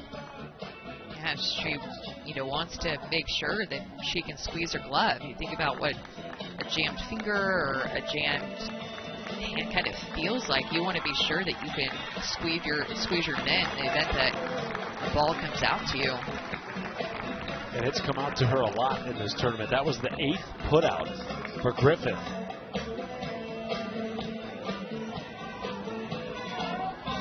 Now don't miss a minute of the action from the NCAA softball regionals, continuing all throughout the day and night. We'll take you to the best live action on the 7 Innings Live show over on the ESPN app. You can catch every game, every big moment on the road to the Women's College World Series, only on the ESPN networks. Karlyn Pickens trying to bring Tennessee back to Oklahoma City, where they were national semifinalists a year ago.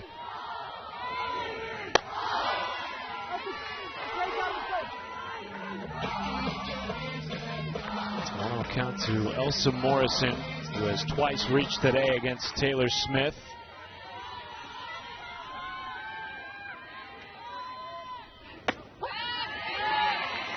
Coming into the day, Smith had thrown 70 innings this year. She has pitched in 5 straight games, spanning 17 2/3. So when you think about the percentage of her usage over the course of the season, a large concentration of that has come in the postseason, ACC tournament, and now in the NCAA regional. Ahead in the count here to Morrison, her 80th pitch upstairs.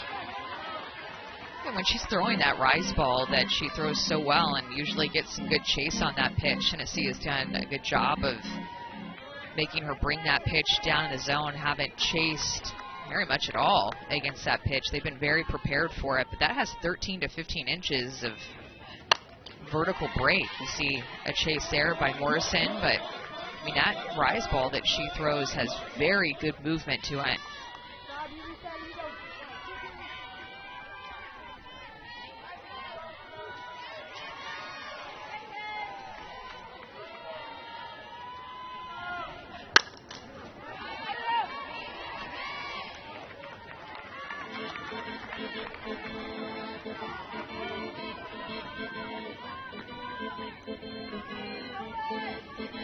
Well, a good at bat here from Morrison. 7th pitch of the AB coming.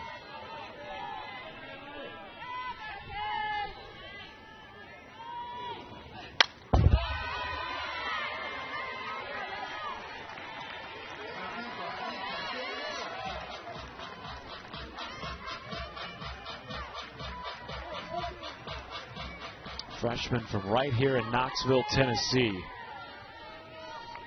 Won the Gatorade Player of the Year in the state a couple of years ago. Was that a strike call? No. And a stolen base for Knight, the team leading 15th of the year for the transfer from Boise State. Boy, that looked awfully close, didn't it? I just don't know where it is. This is why people have been so frustrated with what seems like a small strike zone, because that, to me, looks like a strike. Elsa Morrison is tall, but that looks like it gets her knees. So now a runner in scoring position with 1 out. Morrison lasers it foul.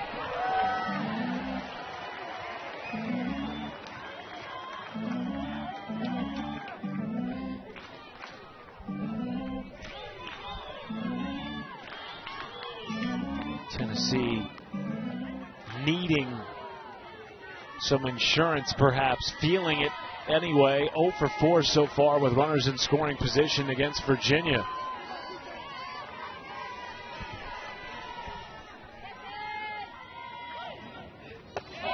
In the dirt for a walk. What an at-bat by Morrison. Such a good at-bat. There was a questionable ball call to me mixed in there, but trusted her eyes. Remember, she's the catcher, so she has a really good awareness of where the strike zone is today, catching all of Karlyn Pickens' pitches. That was an at-bat that just really started to wear Taylor Smith down. She just did not chase her rise ball that she wanted to, took some good curve balls, made her throw a little bit of everything, and mix things up to finally draw that walk.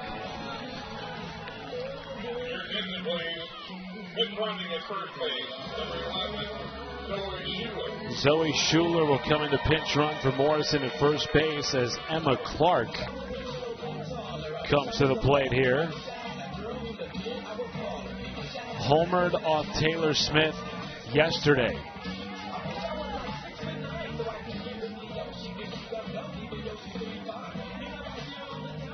Both of the runs that Taylor Smith gave up to Tennessee on Saturday were solo homers to Clark and Butt, both due up here with 1 down and 2 on. You can see the at-bats get better by Tennessee just as this game has gone on. They've had a really good game plan for Taylor Smith to not chase her rise ball, make her throw something else. They felt like Virginia did the first time that they faced Tennessee, that they were more aggressive than what they were expecting. And so Taylor Smith has been going more to her changeup early in the game. Not one of her best pitches, but a pitch that she's kind of trying to get uncomfortable with and forcing herself to throw to mix in there to keep Tennessee off balance. But the one pitch that she's been able to throw for a strike against these righties is her curveball. So Tennessee likely going to start looking for that outer half. To short. Hilton flips to second. The throw to first, not in time. There was a little bit of a hitch from Hilton on the flip to call. And that allows Clark to beat the throw and avoid the double play. But Hardin, the head coach for Virginia, is going to challenge this, I believe. Virginia is challenging the call at first base. The following play is under review. Yeah, that little bit of a shuffle when she went down to grab that ground ball, that split second was the difference of her being safe or out at first base. That's close at first, but I do think that is the right call for her to be safe, at least with that first look.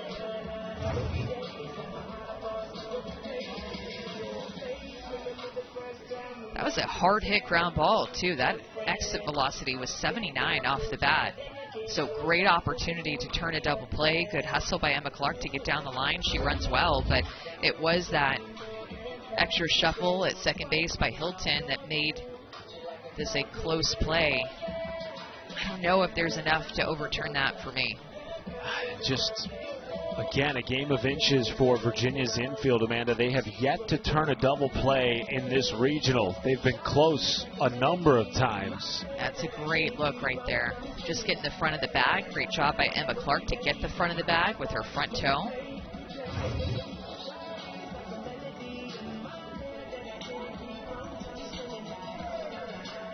And for Taylor Smith, assuming this holds, it's an extra batter at least that you got to face here in the fifth.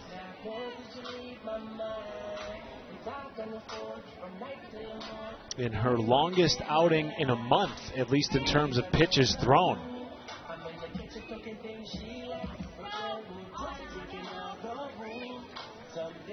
The review process has come to a conclusion. Here is Megan Rabin.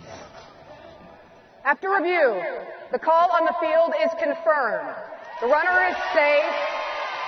Virginia has one challenge remaining. So runners at the corners now and 2 down for Mackenzie Butt. The first baseman, number 98, Mackenzie Butt. She was one of the changes that Karen Weekly made to the starting lineup coming into the regional. Put her back over at first base. Felt like they needed her bat in the middle of this lineup.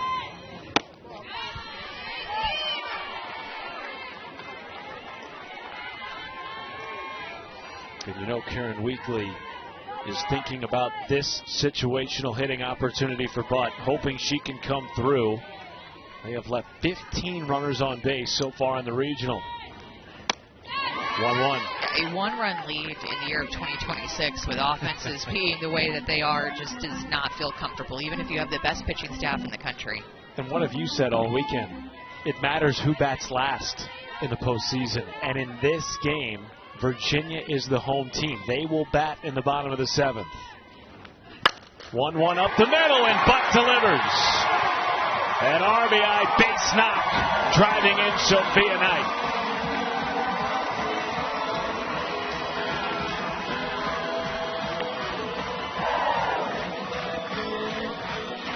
The best pitch to hit for these righties is going to be the curveball that Taylor Smith offers up Mackenzie Butt here that hangs out more over the plate. Just a short swing by Butt, not trying to do too much with it. Gets it through the infield for another Tennessee run to extend their lead. And now Tennessee, Amanda, taking advantage of multiple miscues in the field for Virginia. Think back a couple of innings ago, Virginia had an error over at second base. Tennessee finding a way to come in and score. And then earlier in this inning, Virginia had a chance for a double play turn. A hitch with the pitch to second base allows the inning to continue. Tennessee takes advantage. 2-run lead for the Lady Vols. Still threatening here with Ella Dodge coming to the plate.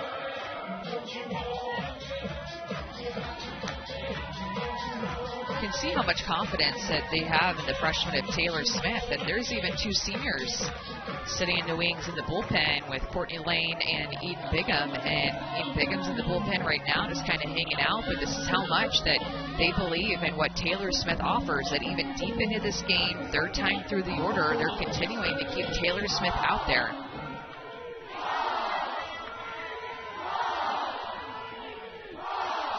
She has thrown 15 innings so far in the NCAA tournament, by far the most of any Hoos pitcher. 1-0 count to Dodge. Singleton came around to score back in the 4th.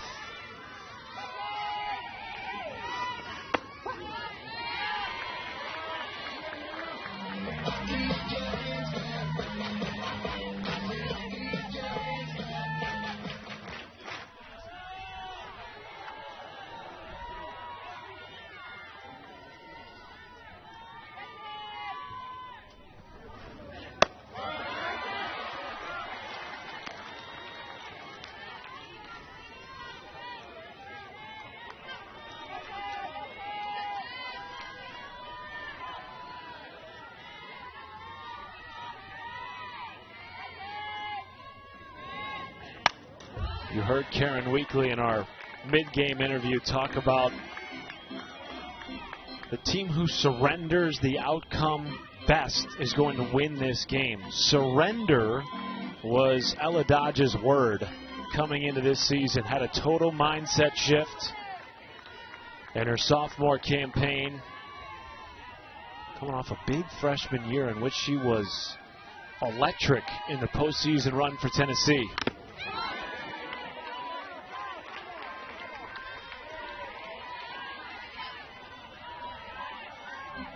She hit 300 last year from May on through the Women's College World Series, ending with a national semifinalist finish. Has 2 on and 2 out here in the top of the 5th. 2-2 count and a 2-run lead for Tennessee.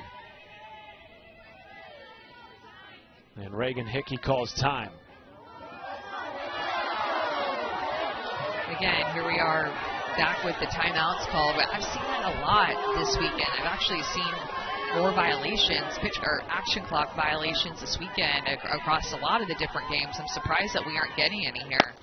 Dodge to second base, call over to first. Tennessee plates another. Vols by 2 as we head to the home half of the 5th. 2-time SEC Pitcher of the Year, Karlyn Pickens, getting the start today for Tennessee, the most experienced pitcher on staff. Going up with her rise, slow with her change, down with her drop, getting these 6 strikeouts that she has accumulated. 3 walks, 2 hit by pitches that she has also allowed, has created some traffic around her for her defense to work around. Just 2 hits, kind of an interesting line here, right? 5 free passes, 6 strikeouts, and 2 hits given up by Pickens.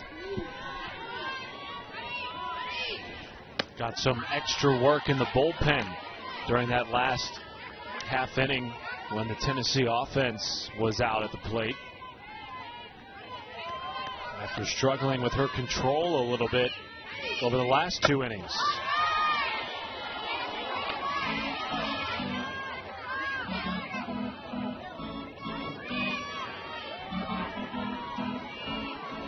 5 free passes issued by Pickens, including 2 hit batters. Strike 1 to Macy Eaton. Picked up her 2nd hit of the tournament off Pickens in the 3rd, driving in the lone run of the game so far for Virginia. Hitting that same spot and back-to-back pitches there, getting a little bit off the edge and getting the strike call by the home plate umpire has gotten her right back into this count. Trying to live on the edge and not bring these pitches too much over the heart of the plate. 7th strikeout for Pickens. Got some calls in that at bat to get herself back into the count, and then gets Eaton to chase this even further off the plate. Little low rise ball in the outside corner, screwball moving away from her, screwball action to get the strikeout of Eaton. That is a big out against Macy Eaton.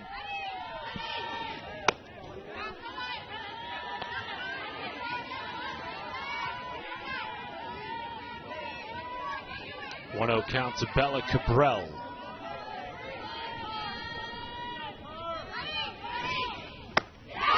Those of you tuning in looking for Texas Tech Ole Miss, that game's going to start over on ESPN News in about 5 minutes. We will get you out there on ESPN2 at the conclusion of this game. Regional final between Tennessee and Virginia.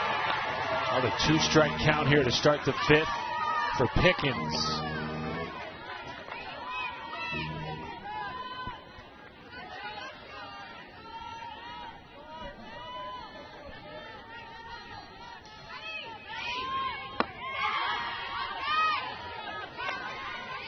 Patient at-bats from Virginia over the last 2 innings.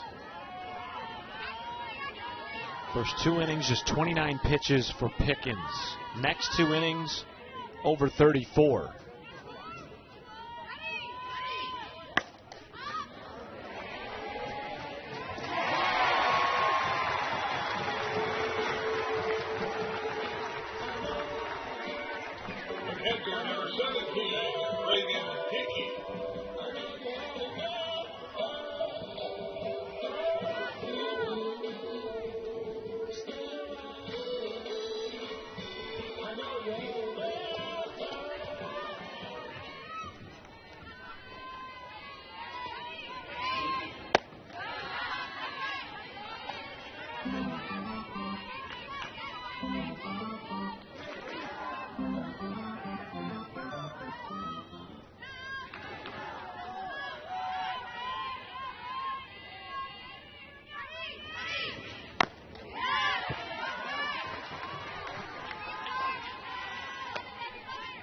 Reagan Hickey with 3 hits in the regional. On an upswing over the last week or two. Came into the tournament with hits in 6 of her last 7 games.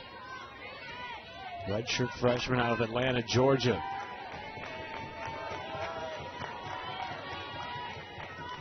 Trying to start a 2-out rally in the 5th. Just foul. Boy, that was just foul.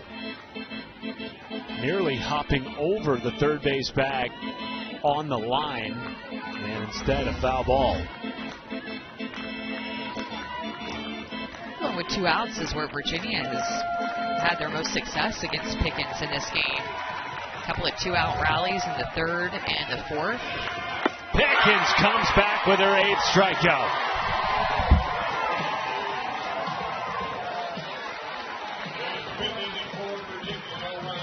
Just the second 3-up, 3-down inning for Karlyn Pickens in a time that is needed after Tennessee grabbed the lead in the top of the 5th inning. 2 strikeouts in the 5th inning for Karlyn Pickens, and Tennessee keeps the lead. 5 teams have punched their ticket to the Super Regional, all 5 out of the Southeastern Conference. Arkansas becoming the latest team to do so. They await the winner out of the Durham Regional. Duke and Arizona battling it out on the East Coast. Meanwhile, here in Knoxville, Tennessee commanding a 2-run lead over Virginia. Winner will face Georgia in the Super.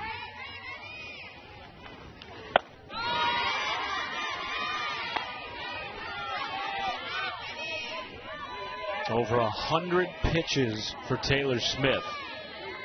Last time she reached 100 was April 11th. What a warrior she's been for the Hoos in the circle all postseason. It's really been impressive, just the emergence of her in the postseason and the way that she's pitched as of late. I mean, just a competitor in the circle. She wants the ball in the big moments. I think that Virginia has to be pleased with what they've seen from Taylor Smith, and thinking about that she is just a freshman and they get 3 more years with her after this. 3-1 to Dodge. Popped up foul. It'll find the seats. I beg your pardon, Gabby Leach.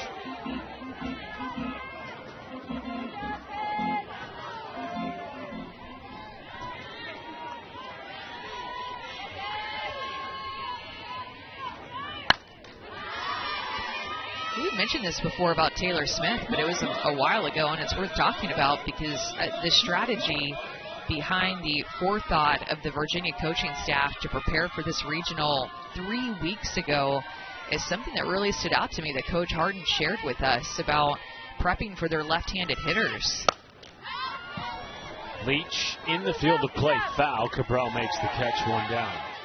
The Virginia coaching staff 3 weeks ago started to look ahead at things and kind of noticed, okay, we're not going to be a top 16 national seed, but it's very likely we're going to get sent to Tennessee, and they have a lot of left-handed hitters in their lineup. Well, Taylor Smith is very good at throwing to left-handed hitters because of her hard curveball in that she can bring at 68 and get them to chase the rise ball up in the zone.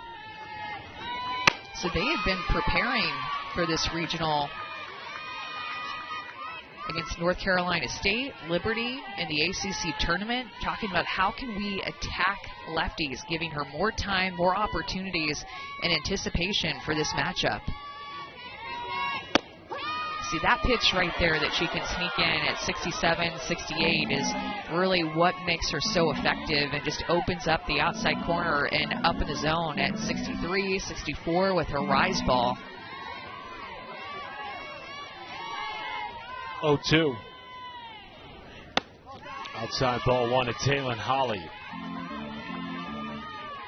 Coach Harden said that it's her stubbornness of Taylor Smith that makes her so good. Something that you love to hear an adjective describe a pitcher, stubborn.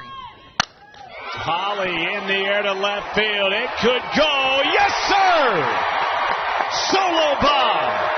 Taylor Holly gives the Lady Vols a 3-run lead.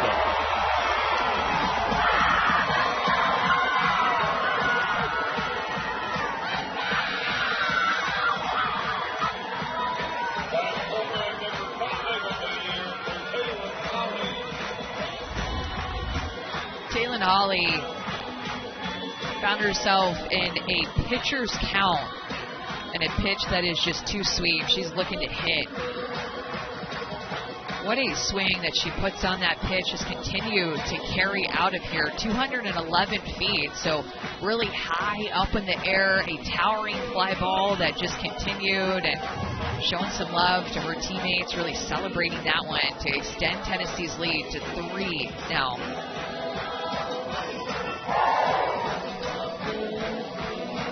Meanwhile, Joanna Harden thanking Taylor Smith for all she has done, not just in this game, but in the entire postseason run for Virginia. The freshman has given it everything she has had and more. 111 pitches, fighting back some tears, wanting it so bad for her team, for the seniors. You mentioned it, Amanda. We've heard from underclassmen on this Virginia team, and all of them talked about doing it for the seniors.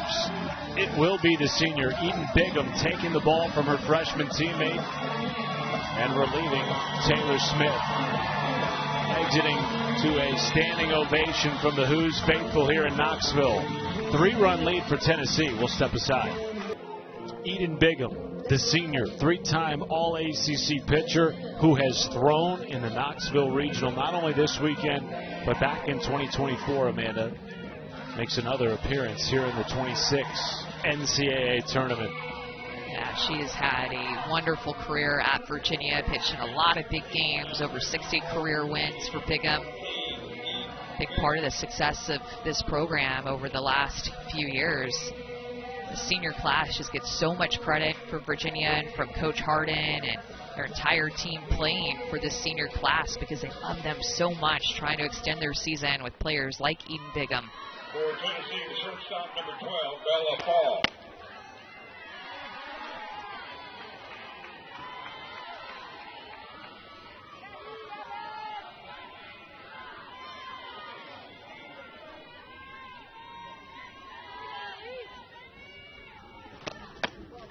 And Eden's mom pitched at Liberty. In fact, she's in the Liberty Hall of Fame. Somebody that Eden has said that was her role model growing up and an athlete that she tried to model her game after. That's Katie Bigham. Pitcher back in the 90s. And her mom, you know, helped her all growing up, but also coaches her sister, who's a junior committed to Liberty. A lot of Liberty ties, and Eden decided to go against the grain a little bit to go to Virginia, outside of kind of the norm in the Bigham family.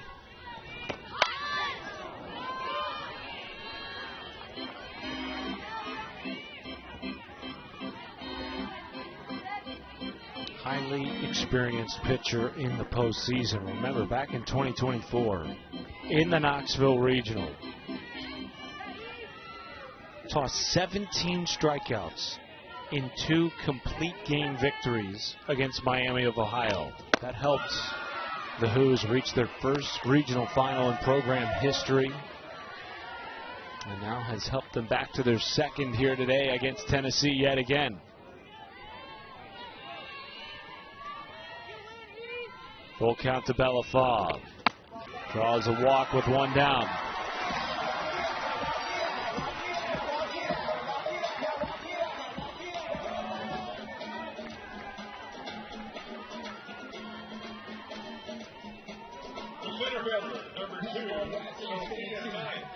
Back to the top of the order, Sophia Knight.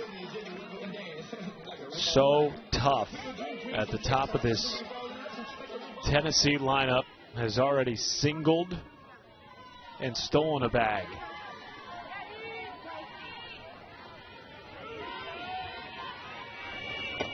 Drove in a run and came around to score as well.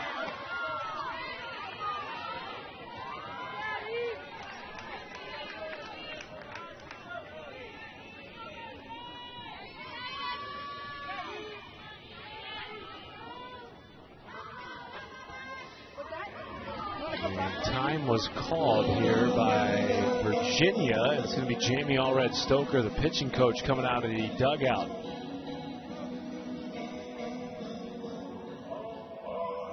Megan Raven is involved in the discussion. Maybe she's seeing something from Bigham.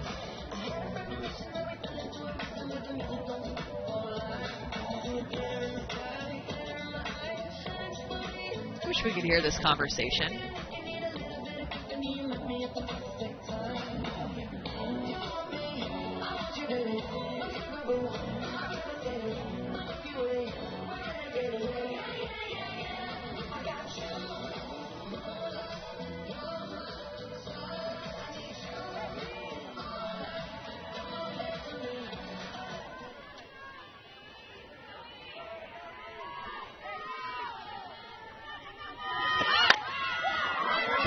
Dead end. That's in fair territory. Ball completely stopped moving by Knight. Good play by Hickey behind the plate. 2 gone as Fall moves into scoring position. Sophia Knight has had great at-bats today. Sacrifice fly, a single, a sac bunt, just being able to move runners. A lot of production from Sophia Knight in the leadoff spot. Great execution.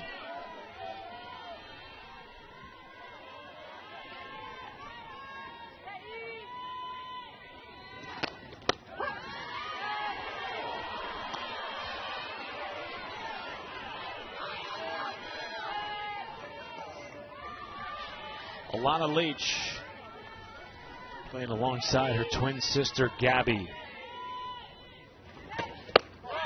Takes ball 1.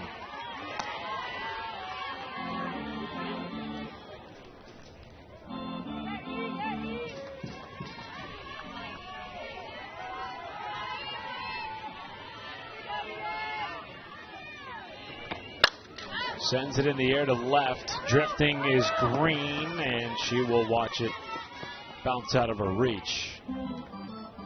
Virginia shoveled up their outfield, so Green in left, Griffith in center, and Weismer in right field now. Keeping us on our toes when they make some defensive switcheroos. Love the old 6th inning switcheroo. Bingham trying to keep this a 3-run game with 6 outs left for the Who's offense.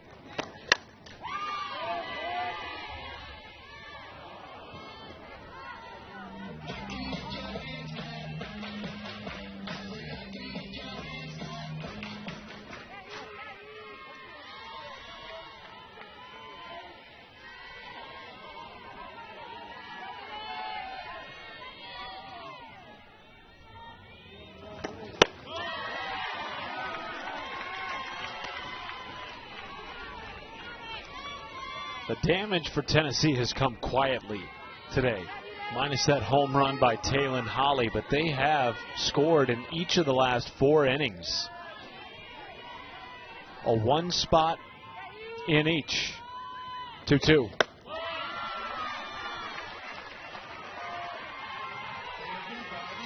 Just chipped away against their competition in this tournament.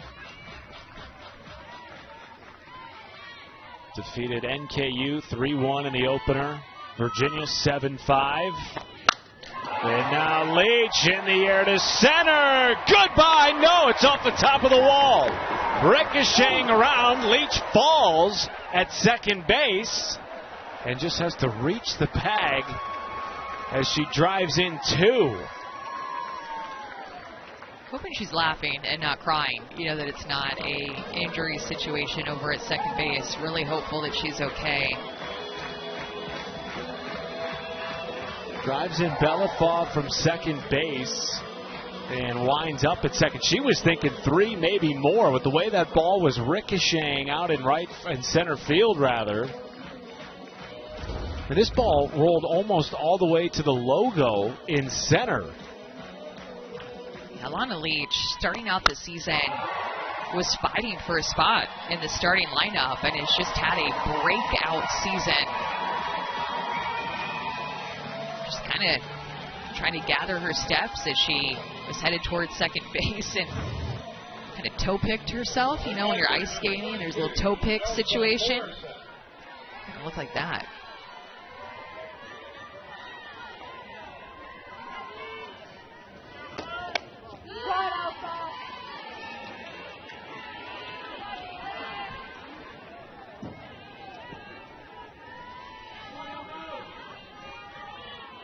One-0 count to Morrison. Has reached safely in each of her first 3 at-bats.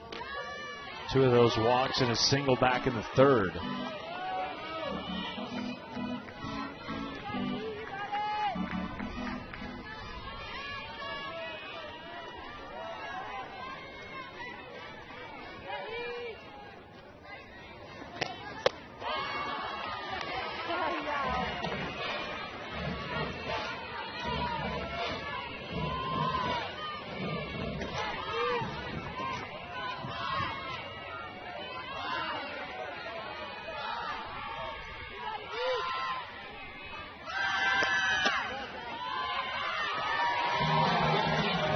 Passes starting to mount here for Eden Bingham.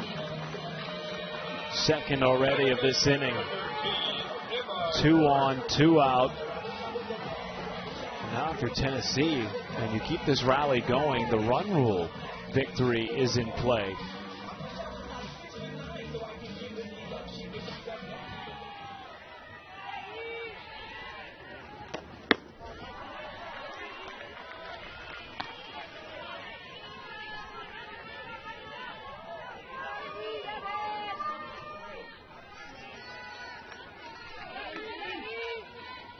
Emma Clark with 12 home runs this year, including 1 yesterday in the win against Virginia.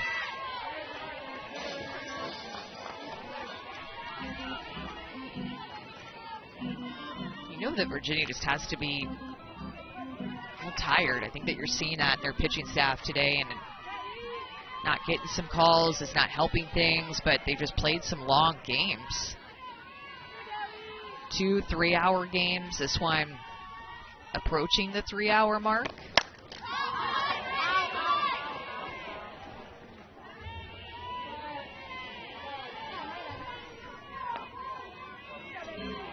Played a pair of 3-hour games against Indiana, both of which ended late in the night. Friday night and then again last night as part of a doubleheader. They played their first game against Tennessee first thing and then came back later in the nightcap.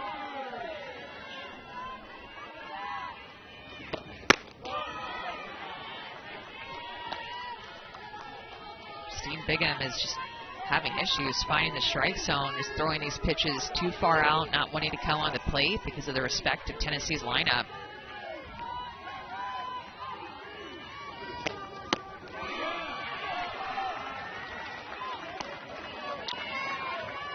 Should Clark reach, Mackenzie Butt awaits on deck.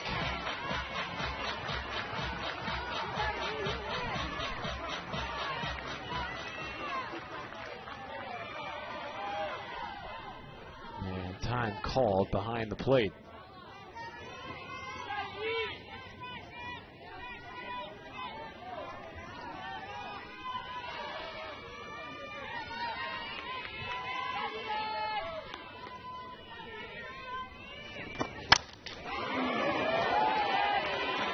Winner of this matchup will get Georgia in the Super Regional.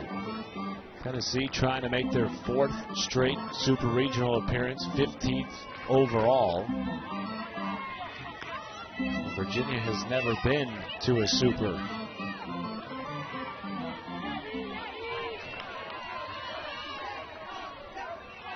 Another payoff to Clark.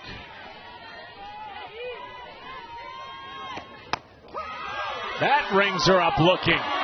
Bingham does get out of the inning, but for the 4th inning in a row, Tennessee plates a run. Taylin Holly with a solo bomb. 4 innings in a row now that Tennessee has put runs on the board. They're just continuing to extend their lead, smelling a Super Regional that's close. Kelsey Hackett was one of 3 starters to suffer injuries this year for Virginia. Unfortunately for her, it was a season-ending injury in the ACC tournament. Her coaching staff gave her the pseudo start today. Was in left field for 1 pitch, walked off with the brace around her leg. There wasn't a dry eye in the Virginia dugout or in their fan section. Hackett, one of a plethora of seniors from the state who helped this team make their first regional in nearly 15 years back in 2024. Just a heartfelt moment for her, her teammates, and the fans of the Cavaliers softball program. Yeah, just a micro example, I think, of what this senior class means to this Virginia program. Like we were talking about before, a lot of Virginia girls.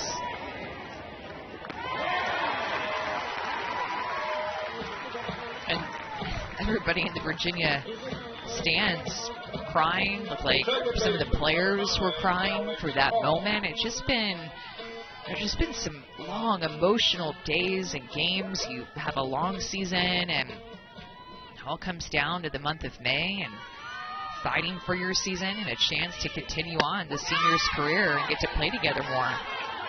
Winningest senior class in program history. They put together the winningest regular season since 04 this year. And now the first 40-win season since 05.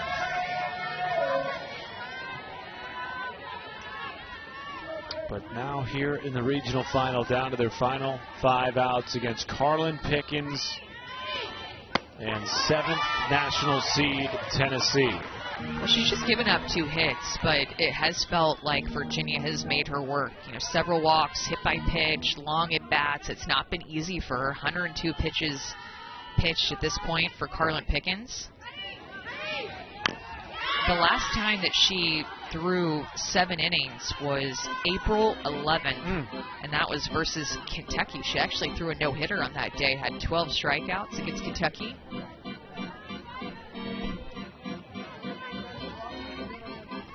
99 pitches in that 7-inning game, that no-hitter against Kentucky in April.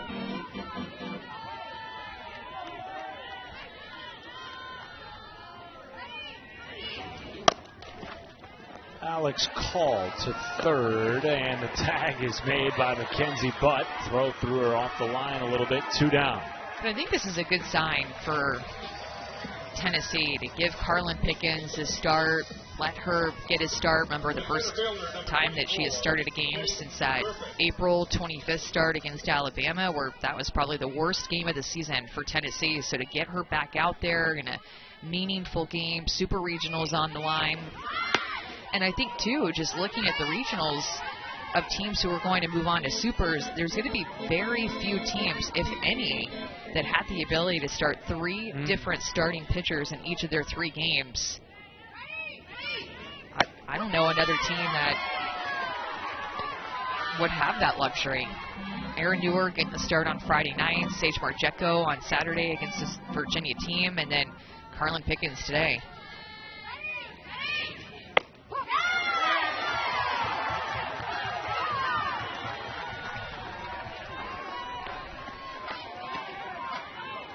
Best pitching staff in the country with the 3-headed monster of Marjeko, Newer, and Pickens. Tennessee pitching staff has been ranked in the top 2 in the country in ERA in each of the last 3 seasons. It's pretty remarkable what they have put together here, anchored by Karlyn Pickens, the 2-time SEC Pitcher of the Year,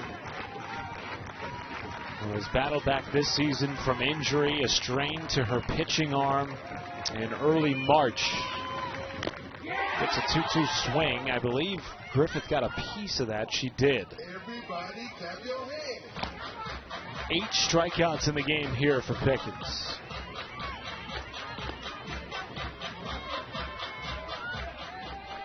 Working on number 9 to send us to the 7th.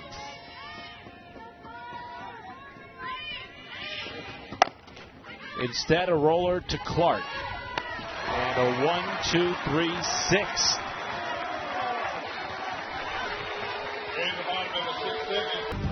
Feels like Georgia won their game against Clemson yesterday. But no, that was earlier today. They are hanging out, awaiting the winner of Tennessee and Virginia for their super regional opponent.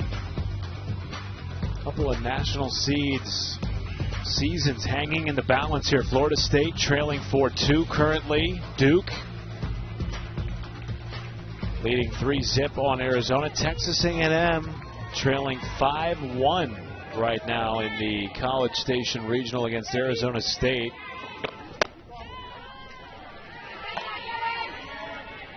We knew coming in it wouldn't necessarily be chalk all the way through. Different way of seeding the tournament this year than we've ever had. That has provided maybe some more parity, maybe more than we've ever had in the regional round. One national seed's already been knocked out. That was Oregon. Failed to reach their own regional final, dealing with some injuries out in Eugene. And that was tough for Oregon, the fact that Lindsey Grime couldn't pitch this weekend. She had a patch on her eye because of an eye infection. And they also got no hit yesterday by Mississippi State's Alyssa Faircloth, so she threw well. Mississippi State has a great pitching staff, so Mississippi State will face St. Mary's today. I don't know actually if they could be on right now during our game, but at some point they'll face each other, and St. Mary's will need to win twice. Hilton pads and delivers a strike to Eaton, 1 down.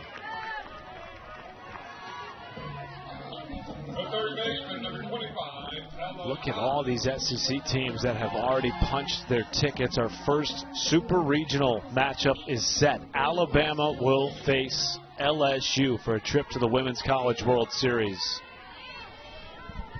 And what a bounce back, Amanda, for the LSU Tigers after they last year failed to reach their own regional final. Back in the super to take on rival Alabama. SEC has had a lot of success this weekend, and you can see it with the teams that have advanced. And I think 4 of the 8, if chalk held, were SEC versus SEC matchups for super regionals. It seems to me, and just in recent memory, I feel like Tennessee 4 times out of 5 is paired with an SEC team. Like, I feel like they're always paired up. Last year they played Nebraska, so they got out of SEC territory in supers, but I feel like they're consistently paired with an SEC team. Just, it's by chance, it's by accident. Whenever they do the 1 through 16 seeding, it's been who they've matched up with.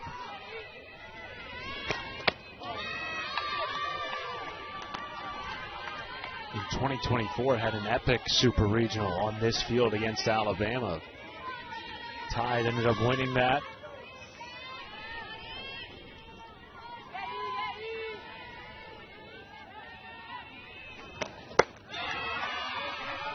So have Nebraska up 1-0 in the top of the 6th inning. So Nebraska 6 outs away from punching their ticket to supers.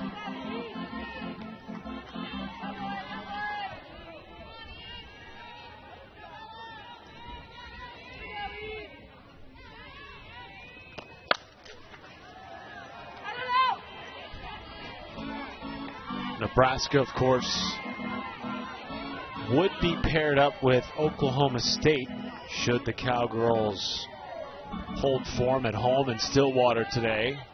Boy, wouldn't that set up a wonderful pitching matchup between Ruby Malin, a Nebraska native, and Jordy Fromm. 2-2 to Ella Dodge. Calling time, not granted. Swings away, fouls it off. Tricky situation there. There was still time on the action clock left. This has just been a weird flow with the timing of the pitch call coming in and some timeouts happening. I don't know. This game has just had a really weird flow to it the whole entire game. I couldn't agree more. A lot of foul balls, a lot of pitches that, in my opinion, should be called strikes that weren't. Now we have this situation going on.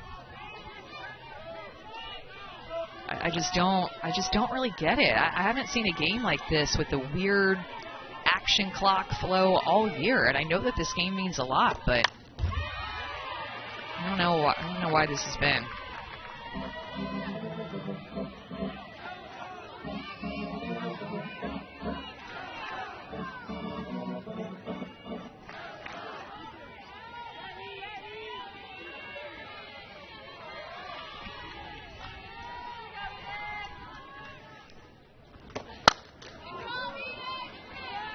Dodge in the left. Green puts it away, 2 outs.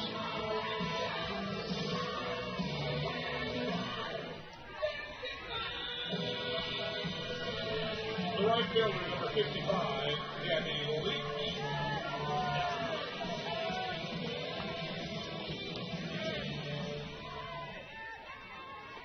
Base is clear for Gabby Leach. One of 4 sisters to don a Lady Vols uniform.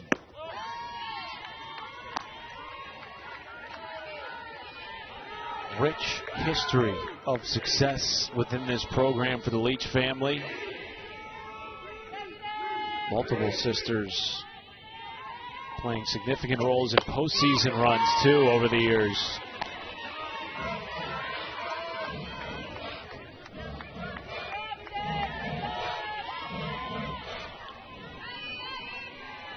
Of softball blood in the Leach family, that's for sure. Kelsey, Aubrey, Alana, Gabby. It's from the Houston area, from the Woodlands, Texas. There's Aubrey in the dugout. She's been on staff at Tennessee for a long time now. It's one of the twins next to her. So let's see, Gabby is hitting, so that's Alana next to her in the dugout.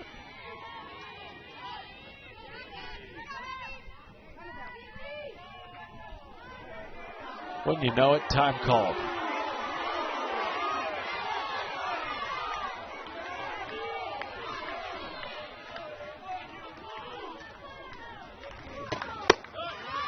(3-1).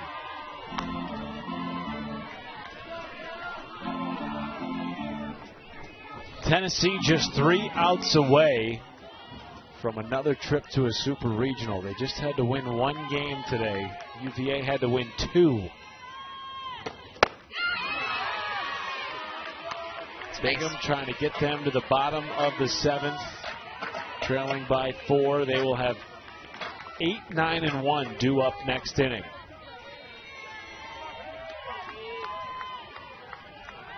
Payoff. Strikeout. Bigham sets him down 1, 2, 3, hoping it's not her last pitch of her collegiate career. Look at the Karlyn shirts in the crowd. Watching her make her first start in 22 days. She has been sharp. She is the subject of our rewarding performance brought to you by Capital One. She has had some moments where she's lost her command, but at the end of the day, she is Karlyn Pickens, one of the best pitchers in our game, and she is going to pile up the strikeouts. You see this ball move all through the zone, changing speeds, getting chases. Karlyn Pickens with a swing and miss right here in Knoxville in front of her home crowd, where everybody absolutely adores her. 6 innings pitched, 2 hits, has given up the 1 earned run, the 3 walks, and a couple of hit batters has been her line, but 8 strikeouts for Karlyn Pickens, who is trying to throw this complete game in 7 innings for the first time since April 11th. 8 strikeouts in 6 innings. Just the 2 hits for Karlyn Pickens in a Capital One rewarding performance.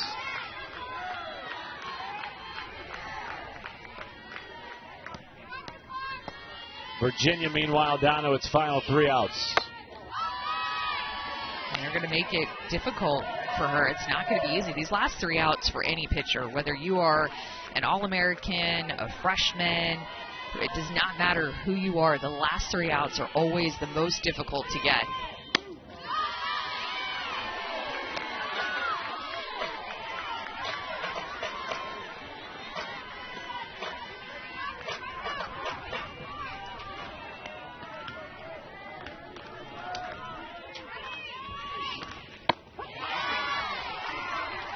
Strike 1 to Madison Green.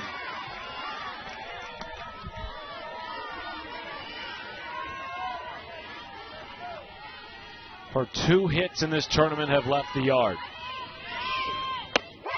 Oh, bends in for a strike. Green thought she was walking up to first.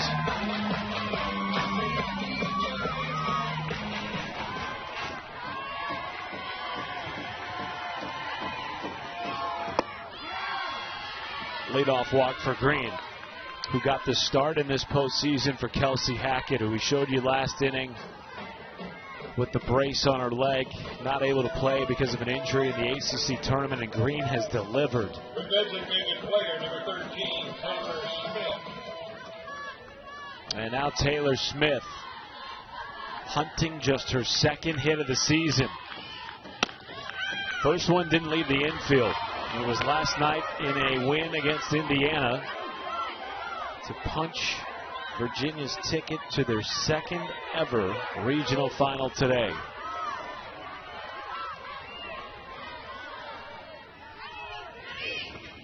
I think the game plan for Virginia in this inning, and it kind of has been throughout the end of this game, is just to be patient at the plate. Karlyn Pickens has shown a lack of command at times, and you can see that patience and Green's at bat, and now Smith's trying to make her throw a strike. And even that pitch right there is one that we've seen could be called a ball, could be called a strike, questionable.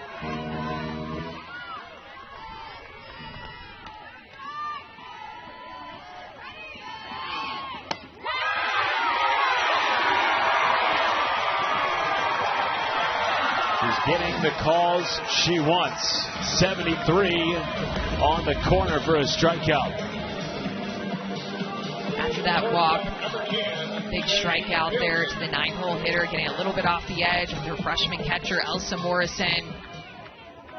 9th strikeout of the day for Pickens. She has set down 7 of the last 8. This is low to Jade Hilton. Now the top of the order, back up for Virginia. This will be the 4th time through for Jade Hilton today against Karlyn Pickens.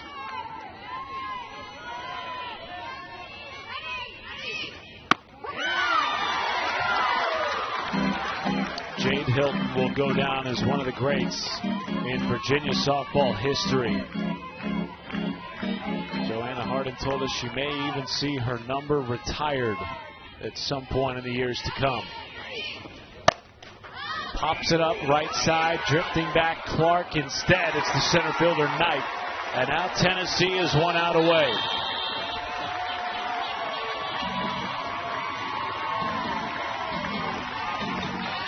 The first baseman, number 19, Lady Vols.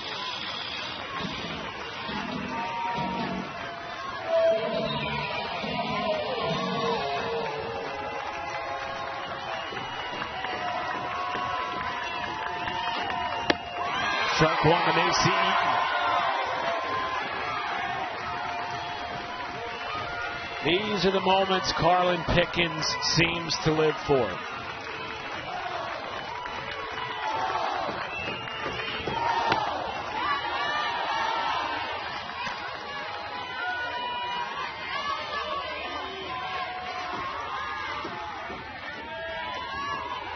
Crowd on its feet.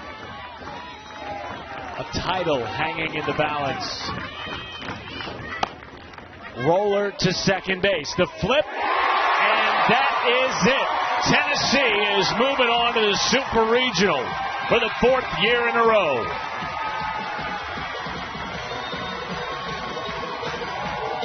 This Tennessee pitching staff is just going to be a force to be reckoned with, and there's a reason why they have been the best in the country. They are deep, they have different looks, they have the experience. Karlyn Pickens throwing the complete game. They got a complete game out of Aaron Newer on Friday. Sage Marjeko gave a quality start. They are deep. Their offense figured out ways in the last 2 games to score runs, and they can just win in a lot of different ways. Great season to Virginia that had high hopes because of the senior class to start the season. And I know from Alex Call and talking to her yesterday in the postgame, they were playing for this senior class. They adore them, respect them, look up to them. And it's tough to see their season end. First 40-win season for Virginia since 2005. They fall short in the regional final in Knoxville to Tennessee for the 2nd time since 2024. Eden Bigham, one of the multi-time All-ACC players whose season and career has come to an end today. Tennessee has punched its ticket to the Super Regional. They will take on Georgia in a 3-game series for a trip to Oklahoma City. What a weekend here in Knoxville. Highly entertaining and competitive. So glad you could join us for it. For Amanda Scarborough, our entire crew, Matt Schumacher saying so long from Knoxville. Let's get you out to Lubbock for Texas Tech and Ole Miss.